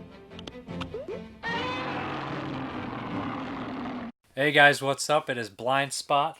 I don't have a gimmick. Oh, there they go! Oh my eyes! I never see this. Hi. All right, so this is episode 4, I guess. Yeah. And before I forget, next week is the day the Earth stood still. That's your pick. Yeah. Okay, so this one is a movie that I'm embarrassed that I've never seen. Like, I had the Criterion DVD for like a decade. It is Eyes Without a Face. One of the most famous French horror movies. Obviously very influential when you watch it, I think so. I think so, yeah. This is made in 1959, 1960, and it's another mad scientist story to go along with Dr. X. So I feel like those made a good pairing, kind of, really. So, how am I going to explain this? Essentially what happens is it kind of opens up with a doctor going to... somebody's dumping this body and it looks like they are all messed up and they basically throw them in the water. Some people think it's a suicide, the police detectives, even though it's obviously not a suicide. Right. Like it's wrapped in a man's jacket and all that kind of weird stuff. But regardless, a doctor is called to identify a body because his daughter's missing, but a couple women are actually missing in the area. He identifies the body as his daughter who disappeared recently. So then he goes back and you realize that his daughter's still alive, and she had lost her face in a terrible accident, and he's been stealing other people's faces, try to graft them on hers. So, mad scientist story. That's a nice, really kind of reveal in the opening, even though you pretty much guess it, because he's evil. Yeah. But there's that wonderful line where the one guy's like trying to talk to him, when he just basically said that's my daughter dead in there, and the other guy tries to talk to him like, but you know, it's really, he's like, at least you have hope, leave me alone. Right. How dare you ask me for sympathy right now? because he's supposed to be under the impression that his daughter actually died. So, which, ironically enough, would turn out to be that man's. Well, they never explicitly state it, but it could be that man's missing daughter. It definitely, most definitely is. Oh yeah, yeah, it is. They don't say. Then you know it is. Yeah. But anyways, my favorite part about this movie is literally the imagery. Yeah. I love the girl, the daughter, walking around with the white mask on her face. It just looks so weird and so creepy. And she's like really petite, and it's all white. Everything's so like pure and stuff. She walks like so like elegantly, almost like a ghost. A lot of like hand gestures. It's similar to maybe how Carrie moves in the ending. No. Just like that floatiness. This lady has like a finesse. A finesse to her for sure. I do like that they have the painting in the background, and then it definitely, like, without spoiling too much, it's like it kind of like is a warped version of it at the very end. They kind of recreate it, which I absolutely loved at the same time. And people get their comeuppance. The special effects for the time are pretty graphic, actually. The surgeries and stuff, they're pretty nasty for 1960. I was kind of surprised with it. It looks gorgeous. I think the cinematography is really well done. It's a great looking movie. The house is beautiful that it takes place in. But it's kind of straightforward, and it feels very much like a typical kind of almost, I don't want to say giallo plot, but it kind of is with the detectives and everything like that. So it's definitely very European sensibilities. Yeah, but very much so. We did watch the French version, which I guess there is a dubbed version. Yeah. I noticed that this had double trailers where it might have been paired up with the movie The Manster, which my impression of The Manster is that it's like a B cheese fest. So, like, this movie probably didn't get the recognition it deserved if it was dubbed. And it just probably played like a goofy mad scientist movie, but it's more kind of like an art film. Oh, it definitely is. And you know, I wonder, because sometimes when they do dubs, you know, they don't translate scripts. They just kind of take the footage and make their own thing to go with it. I know, like, something like Samurai Pizza Cats is infamous for that, because it made its own thing out of... We're talking about Samurai Pizza Eyes Cats. Without a Face, Samurai Pizza Cats. Basically the same thing. Right. But, I don't know. I thought this was a great movie. Like I said, I had not seen it. The dogs are great in it, too. I really like the different dogs and everything. They've, like, set things up that you know is going to happen. I mean, it's kind of... I don't know if it's fairly obvious, but they set the things up and they pay off fairly well. Yeah, see, I don't know if it's necessarily obvious as much as it's straightforward. Yeah, it doesn't try to, like, hide anything. It doesn't try to, you know, twist anything. It's you kind of know what's going on. Like, as soon as they introduce, like, the supposition that something might be happening, they kind of confirm it in the next scene. I think that the lead, both leads, the doctor, well, there's really, I would say, like, three major leads. Yeah. There's the doctor, who's great, and very stern and kind of haunted. His daughter, which is probably my favorite in the movie. Right. She looks amazing. She's very memorable, iconic. And the nurse. Yeah. And the nurse is also really kind of, we said, had like a Louise Fletcher kind of domineering personality. But she's a little bit more sweet. She owes the doctor for something. So, like, I don't know. This is a really good movie that I don't have very much to say except, like, you know, I probably should have studied more of the filmmaking techniques while watching it. But it just kind of was an easy watch. Very easy flowing. And just, you don't really expect something to be that straightforward when it's, you know... Right.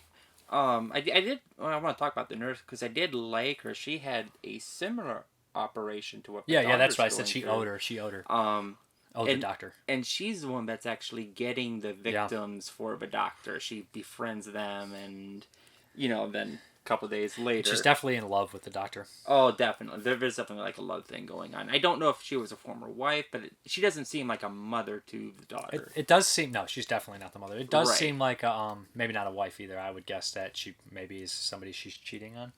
Maybe she... I don't think it's supposed to be the mother, of course. No, she's not the mother, but she is nice to the daughter. Like, it's not like she's like an evil stepmother or anything. Like, she comforts her. I mean, the daughter actually has some inner turmoil, too. Yeah, the daughter is fantastic. So, like I said, I really enjoyed this one. And there's a scene where they do a graph, but it doesn't take. And then they do this real weird kind of, I think, out of, like, almost like, it feels like a documentary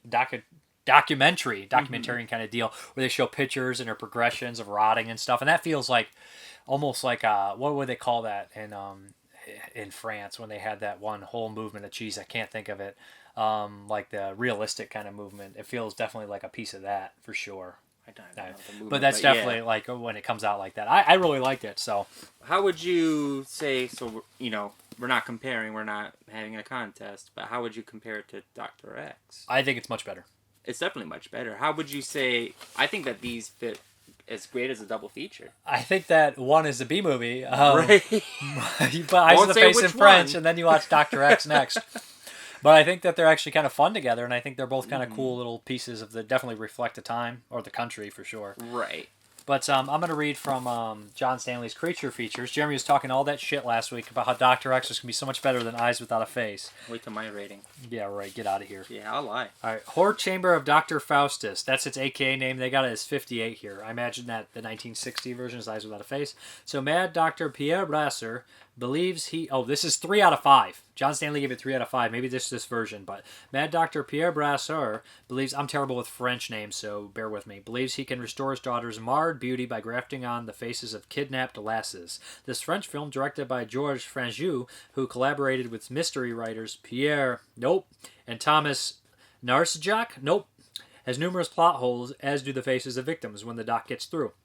The grafting sequences have an overabundance of hideous detail, but that's what gives this cult favorite its charm, aka House of Dr. Razanoff.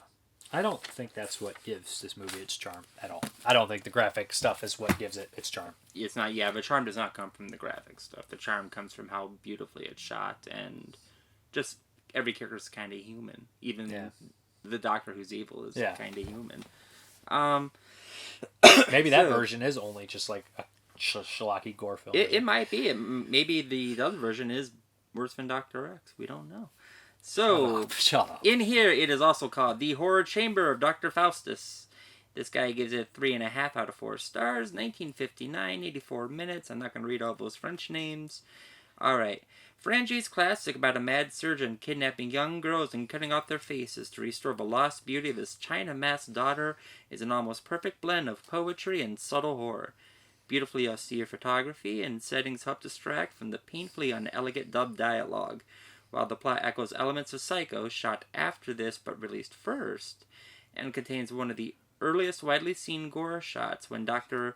Brassier removes the face of lovely Maniel. Sinister also has available the original 92-minute version, Les Yeux Sans Visage, Eyes Without a Face, in French with subtitles. Highly recommended. Now, I think that James O'Neill knows what he's talking about here. 100%. Yeah, James O'Neill got to show the book. I prefer James O'Neill's reviews, to be honest. But I do. I actually like reading them better because... you stuck me with the John Stanley book, which, I mean, he's great too, but not nearly James O'Neill. I think that the dub version probably hurts this movie great. It seemed like he had seen both versions. I think so, yeah. I definitely am more on the level with James O'Neill. I'd go 8.5 on it. And this is a first time watch. It could go up easily, and I see influences. I know this one's probably like, I've heard about it for years, so I watched it on the Criterion channel. We watched it in HD. It looked gorgeous. I do have the DVD though. I'll if it's still available, I'll upgrade on the Criterion sale on Blu-ray. Yeah, I'd give it a probably a 4.5 out of 5. I really did like this. Yeah, I mean, we're about the same. Like, there's nothing wrong with it. Like, I can't complain about it. No, I mean, this is in reviewing of its, one, the sub version, and two, like, without comparing it to Dr. X. But compared to Dr. X, it's only like a 1.5. Dr. X is a 6.5. Dr. X is a fun B movie, and I'm probably being harder on Dr. X than I should, but there is no synthetic flesh. There is no, like, it's actual flesh. Nobody says it, but there's a couple gross scenes like that in here. I will want to say that I had watched a documentary a few years ago. Actually, by a few years ago, I mean like late 90s. Okay. Where they were talking about face transplants and how people who have accidents that they would take the faces of recently dead people and graft it onto them. And, you know, these... They are relatively successful, and like the morality comes into like, would you want to see your deceased loved one? If it's helping somebody else out, yes. Wouldn't that be shocking though? Like, you know, if like, I mean, I'm sure they're not taking a face from the same city. It probably goes fairly over. You may never see that person again, and putting on their skeletal, right. It'll be different. But I think that if you can help someone, you should. That's what I'm an organ donor for a reason. You know. My organs are applesauce, let's be real here. But I do have a very nice face if anybody would like to graft it onto theirs. But I do like the white mask. Like, I feel like the white basic mask is in so many horror movies now. Like, oh, yeah. And they never look as good as this one. For some reason, like, this one's fit perfect. You see your, like, big expressive eyes underneath the mask. Right. No, the mask is actually stunning. One in black and white, it's almost hard to notice that it's a mask at times. Yeah. And I think that might be the point. But it fits her face really and well. It didn't blow its wad right away. Like, it didn't show her face right. until like the halfway mark. And you right. shouldn't. You really can't. Like, that's a golden rule too. Like, I mean, I don't think this one's low budget, but I think that the suspense building, not showing your face, and then even when you first see it, it's out of focus. Right. And I don't know if you see it. Do you see it a second time or no? I don't know. I think it's only just that one scene. But it's a subtle movie for sure. Very subtle. Subtlety is its high point. But so if you're missing a face, would you wear a mask or would you want the skin, or would you just go open? I don't know. I definitely don't want to be looking like Cropsy in The Burning or something. I would totally. Or like Freddy Krueger, which is both those unrealistic, but still. I think I'd wear the mask, but I'd like. You know what you'd do is you'd wear the mask thinking you were the Phantom, but you'd be more acting like Homer when he's like 400 pounds and he's wearing that like cape and that muumuu and he's like walking away with his cape like, I'll take my business elsewhere. Just leaping down an alley. Overly dramatic, throw your cape everywhere you go. You're like, you won't refund this half-eaten cheese pizza? I'm going to Little Caesars then. I'll see you in the sewer. All right, well, next week is The Day the Earth Stood Still. Mm-hmm. I've never seen it either, which is horrible. And we're not watching the Keanu Reeves version. We are definitely watching the 50s or 60s version. There's a Keanu Reeves version? I think they remade it with Keanu Reeves. Well, what's the one that I put on my list? We'll never know until we watch it. I don't give a fuck. I'm not watching that version. So next week, The Day the Earth Stood Still. All right. Bye.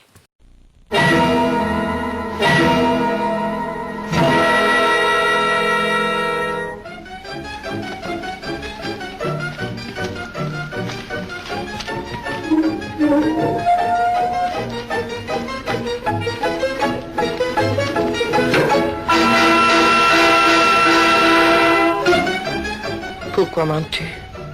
Depuis le temps que je te connais, je lis sur ton visage. Dis-moi la vérité.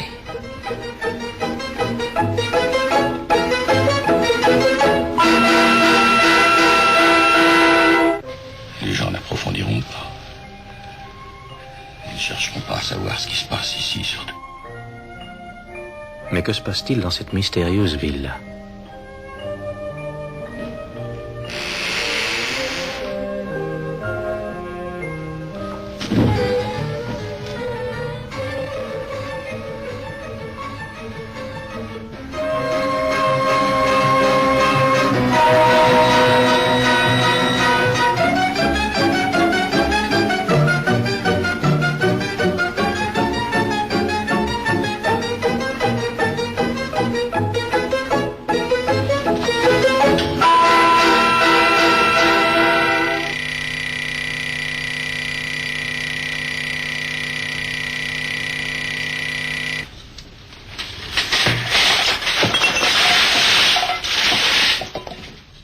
Inspecteur Parot? Je vous remercie de nous avoir avertis.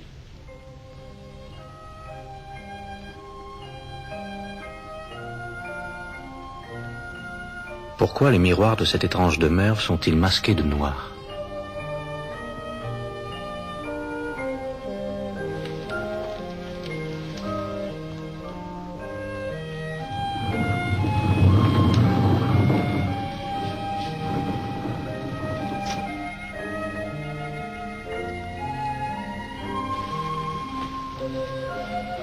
Que cherche-t-elle?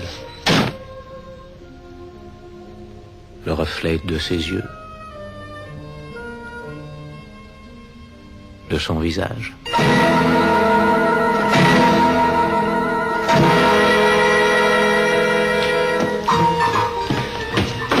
Edna, elle s'est échappée.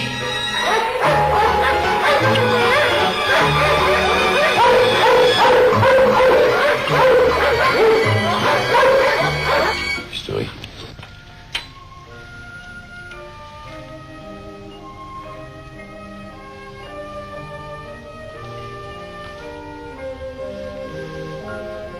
J'ai rendez-vous avec une amie. Je vous dirai demain. Demain, il sera trop tard, mon petit.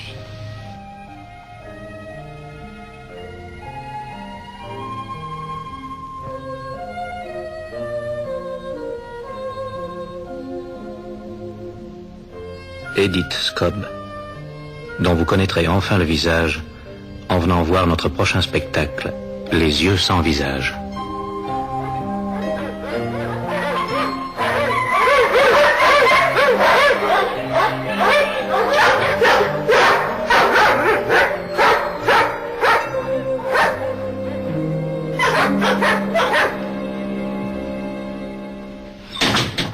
Okay, guys, let's answer some of these questions.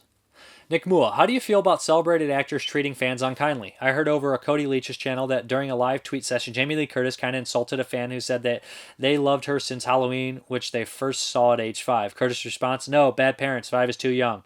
What's your opinion? Did Miss Curtis go too far? Was she right?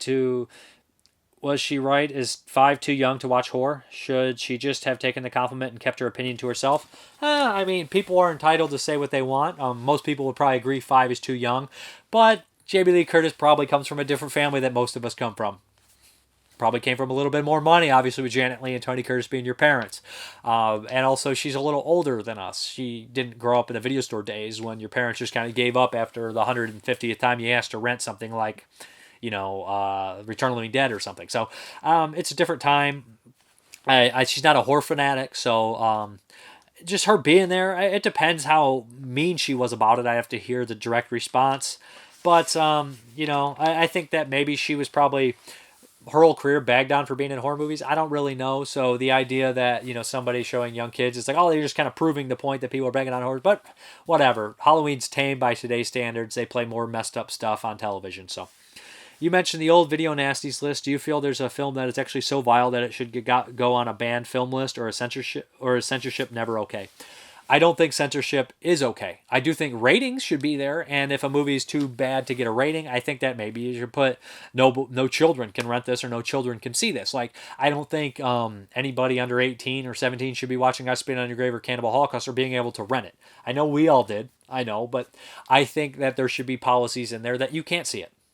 Kids are probably going to see it anyways, but I don't think that burning of tape or burning a movie is going to stop people from seeing it. I think it's absolutely ridiculous, It is kind of the parents' responsibility and to stop them from seeing it. I know they'll see it anyways. You can't watch your kids 24/7, but it's just the way it is. You can't censor the world for a minority. I just can't. Now, certain things, maybe they should be censored. I don't know, like if it's like wartime footage or something, or like you don't play Cannibal Holocaust at 7 o'clock or, in the evening, at dinner time or something. You just don't do that. Or put it on a billboard, with a woman on a spike, come see Cannibal Holocaust. There's certain channels to go through, but I don't believe in censorship, really. I mean, common sense, maybe, but not censorship. I love spoofs and parodies so much that I would allow someone to parody me. Do you feel the same? Would you allow someone to poke fun at you in a movie or short? If so, which of your actor friends would be best suited for that gig? Or would you swear bloody vengeance on anyone who dared to parody you? I think spoofs and parodies are pretty funny, especially when Leslie Nielsen does them. Sometimes they don't work very well, but a lot of times they put me in tears. I loved Mad TV and SNL. I loved all that stuff growing up. I actually think it's hilarious when people spoof or parody me. I usually can't stop laughing. If it's really close to me, I think it's funny. If it's really over the top, I think it's funny. I just think it's funny. Even when people make fun of me, a lot of times I laugh. I don't get mad. I just don't really care. Like, if I'm in a horrible mood, even though I'll be mad for a second, I'll find it funny later. You know what I mean? It just makes me laugh, and that's a lot of ways people bust each other's balls. It's a thing that people do. They make fun of each other, and then, they're just friends. That's just the way it is. But I think it's hilarious. I think that probably my cousin could do it. But actor, I would have Brandon Salkill or Dustin Mills do it, or Jeremy. Jeremy does it. It cracks me up. So anybody that knows me fairly well, but Brandon or Dustin, as far as acting is concerned, I'd probably get them because they see the weird things I do, and they probably could do it fairly well. Brian Galsler, Dave, does it piss you off that they did the 3disc beautiful versions and then they do the 4K versions a few months later? I don't know, it just annoys me. He's talking about the Blue Underground releases, and I understand people's frustrations and everything like that, but I think this switchover is for Blue Underground. Now they're going to put all these on 4K, and they're not releasing any more standard Blu-rays. It's all going to be a 4K and Blu-ray combo. So I understand that a lot of people bought these, and I got to admit, I review a lot of things, so sometimes I'll get things to review for free, or they'll send them over to review, and I have to review it, and that's basically the payment, whatever it is. And I know a lot of people are like, well, you don't really, since you're getting them for free, it's not the same. And it isn't the same. I would agree that if you're covering them for a site and review and you're not actually putting the money out, you are putting the time out, it's a little bit different because people that buy things 3 or 4 times, and don't get me wrong, I have bought a lot of things 5 or 6 freaking times. And it does get annoying to double dip here and there a lot. I'm not going to lie. I mean, personally, I probably bought Zombie 5 or 6 times already myself, even though I got the 3 disc to review. So it's a little bit different. But I don't know. If I really adored a movie, I probably would upgrade, and I wouldn't upgrade on a lot of other things, though. I do understand people's frustrations on that, but nowadays you just kind of have to hold out sometimes if you don't want to fork it over. But I don't know, it's just tough. I feel the same way sometimes. So, but I understand. Like I'm glad they're out. I'm glad that we can get them now in 4K. That's cool. I'd rather have them out and a couple people be a little annoyed by it than not ever have them. So. Then we have some answers. I basically ask what 4K release you guys would want to see Blue Underground tackle next, and I try to keep it to their catalog titles, or they maybe have possibly released it at one point. BTK answered the question of the week, Daughters of Darkness in 4K. James Couch, which he'd like to see Living Dead at Manchester Morgue. I think Synapse is doing that one now. Travis Wright, it'd be cool if Blue Underground did some of their westerns in 4K, like Django or Compañeros. Marky Mark 23, the Alligator movie really needs the love of Blu-ray or 4K. Yes, it does. Travis Lithcom, I'd love to see Blue Underground do a 4K of Living Dead at Manchester Morgue or the Stenhell Syndrome. Wendell Jenkins, I'm thinking Dead and Buried would be a cool 4K release. Psychotic Cinema, hey Dave, I'd love to see a Blue Underground release, either the Bronx Warrior trilogy or 4K, or Dead and Buried on 4K. Christian Bates, Hardy, I'd love to see do a 4K master of Maniac Cop 2, my favorite of the Maniac Cop trilogy. Nick Mua, I'd love to see Blue Underground throw their considerable weight at that other Belgium creepy classic, Mrparka. Such a dark fairy tale would look breathtaking in 4K, and as they released Harry Kumel's other masterpiece, Daughters of Darkness, I feel it's only natural. I have the barrel DVD of that, and I've never watched it. Ricky Riley, though I have yet to jump to 4K, I would like to see Jess Franco's Venus in Furs and Renato Pacelli's Delirium get 4K releases. Delirium's kind of an underrated movie, actually. Sean Brucker, Fight for Your Life and Stage Fright. Love to see both those, actually. Colin Stone, he basically mentions, I wish Fight for Your Life, but the negative got damaged during a flood. And Ronald Pustillo, The Prowler, John Bludgeon, Torso, Hell of Living Dead, Blind Dead Collection, too difficult to pick one. Colin Stone, The Ilsa Trilogy. Zach Puccinelli, Fight for Your Life. David Gibson, I would love to see Cannibal Man, such an underrated film, or Inferno. Cannibal Man was actually put out by Blue Underground under the title Apartment on the 13th Floor on Blu-ray. I don't know if it will get a 4K. I doubt it, but that'd be nice. That is a very good movie, underrated. Adam Fram, The Toolbox Murders. Christian Luciani, The Spookies. He loves the Spookies, man. This guy, all he talks about is the Spookies. If you know Christian personally, ask him about the Spookies. Ask him how he feels about it. Peter England, Dead and Buried or Shockwaves. Alex Powers, City of Living Dead, though Arrow's release is pretty good and recent, so don't know if it would happen. Snuff, maybe? It would be cool if they could track down the original ending of that. Maybe Hell of Living Dead, but don't know how many. I actually cut off his entire response. Sorry, sometimes I do that with the Facebook. But I know City of the Living Dead is getting a Blu-ray release very shortly from Ronin Flicks. So Mark Humphrey, some of their Jess Franco films. It's about time we saw an out-of-focus zoom in 4K. Love it. Justin Akash, do they still have the rights to Case of the Bloody Iris and need a 4K Edwidge? Brian Sandler, Anguish, I don't know if it has been done in 4K. And the Black Cat, have the DVD. I know Black Cat had a Blu-ray release from Arrow, and I know that Anguish had a Blu-ray release overseas, maybe German or Spanish, I think German. Michael Anderson, I would love to see a 4K release of Stage Fright. Mikhail Suave is an amazing, underrated director. I love every single thing that he has done movie-wise. I'd agree. Scott Fox, Fight for Your Life. And old answers, I basically asked some of the franchises you'd like to see me tackle. John Bludgeon, how many unofficial Italian sequels of Romero trilogy? That would be funny. The Romero trilogy, or Demons of Obscure Stuff, or the Obscure Stuff. James D. Cokes, quite like to see you take a fun ride that is the Feast trilogy.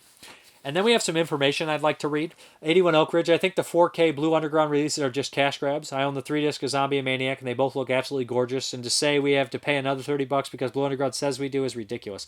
4K only benefits the film if that's what the movie was shot in, which is newer films only. And Wendell Jenkins comes in for a correction. Not true. In fact, most newer movies are not true 4K. Older movies shot on film offers more resolution and absolutely benefits from a 2K or 4K scan. You'll find that usually older movies look better in 4K than newer ones. That being said, I do not appreciate Blue Underground releases this after the expensive 3-disc 4K remastered Blu-rays. So, and then Joel Pena Orozco says, "Hi, big fan of the Satan. I have trouble saying that. In America, it's Satanic Pandemonium, but I'm the author of that fan-made trailer. Thanks for your sharing on your video. So, thanks for letting me use it, man. You could have torn me down on that. But yeah, the question of the week actually comes from a Patreon."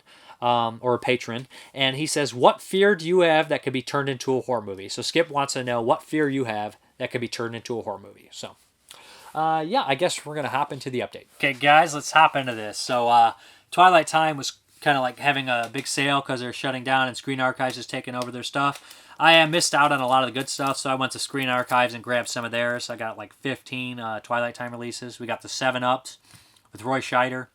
I know Richard Lynch is a bad guy in this. I actually saw part of this movie on television when I was a kid and never finished it. So this is one that I definitely want to check out. Heard pretty good, decent things about it. And then we have Talk Radio, which with Eric Bogosian, a tremendous Oliver Stone movie. Love this one. Really, really entertaining. Great movie. Very suspenseful. We got John C. McKinley in there. I don't even remember who the supporting cast. I remember being really good, but I really like this one. I thought it was a great movie. Then we have Short Night of the Glass Dolls, which is a giallo of Glass Dolls. And I know I have an import of this one, but for the price, I ended up grabbing the Twilight Time one. And then we have Geronimo, an American Legend. This is a Walter Hill one with Wes Studi as Geronimo. I've never seen this one. I believe it's a Walter Hill, right? Yep. And I'm a big fan of Walter Hill, and I never checked this one out. I might have seen part of it on TV, but I like Westerns as well, so why not? And then we got The Bravados, which another Western here. This one I have heard about, but I actually never seen, so Gregory Peck. Pretty sure I can't go wrong with that, so yeah, looks entertaining as hell, of course. Then we have 8 Heads in a Duffel Bag, which I remember watching as a kid. There's a point where Joe Pesci loses his mind in this, and it cracks me up. I like Joe Pesci. If it's just Joe Pesci yelling at other people, I'm in. I remember this one. It's David Spade. And the whole idea is just batshit, like to collect 8 heads, and he loses some of them. I remember it being enjoyable. I don't know if it'll hold up. Then we have Hour of the Gun. Yeah. James Gardner, Jason Robards, Robert Ryan. Yeah. It's a Wyatt Earp story. I'm fascinated with the real life story and pretty much a lot of the film adaptations of it. Love Tombstone, but great cast here. 3 great actors, Jason Robards and Robert Ryan, I actually really love, so yeah. This director of The Great Escape, I believe, John Sturges, and The Magnificent Seven. Then we have Rapid Fire here. Never actually watched Rapid Fire. Hear good things. Brandon Lee, Powers Booth. Love Powers Booth. Just mentioned Tombstone, so yeah, this one should be entertaining. Hear good things about it, so yeah. Then, of course, we have A Prayer for the Dying with Mickey Rourke. I think I had the DVD of this. Never had a chance to watch it. So. Then we have Romeo is Bleeding. Gary Oldman gangster flick, I believe. Heard good things about it for all the time. So, like, when they were closing, I was like, you know what? I'm just going to grab a lot of these movies that at a decent price, like $9 to $15, and shipping was a lot. Shipping's really expensive at Screen Archives, but hey. And then we have The Boston Strangler. I think Tony Curtis starred in this one. This is a Richard Fleischer movie, I believe. Is that right? Yeah, and it's just Tony Curtis and Henry Fonda, George Kennedy. Good cast. The real story of this is batshit, so definitely wanted to check it out. And then speaking of real-life crime stories is 10 Rillington Place with Richard Attenborough. And did Richard Fleischer do this one too? Yeah, he did. That's kind of two like based on true crime stories here, so definitely John Hurt in there. Judy Geeson, nice cast. And then we have Wild Bill. I think this is another freaking Walter Hill movie, Western. So Jeff Bridges, Ellen Barkin. I'm sure it's a pretty good one. Never seen it either. Then we got Brutal Tales of Chivalry. This one sounded pretty cool.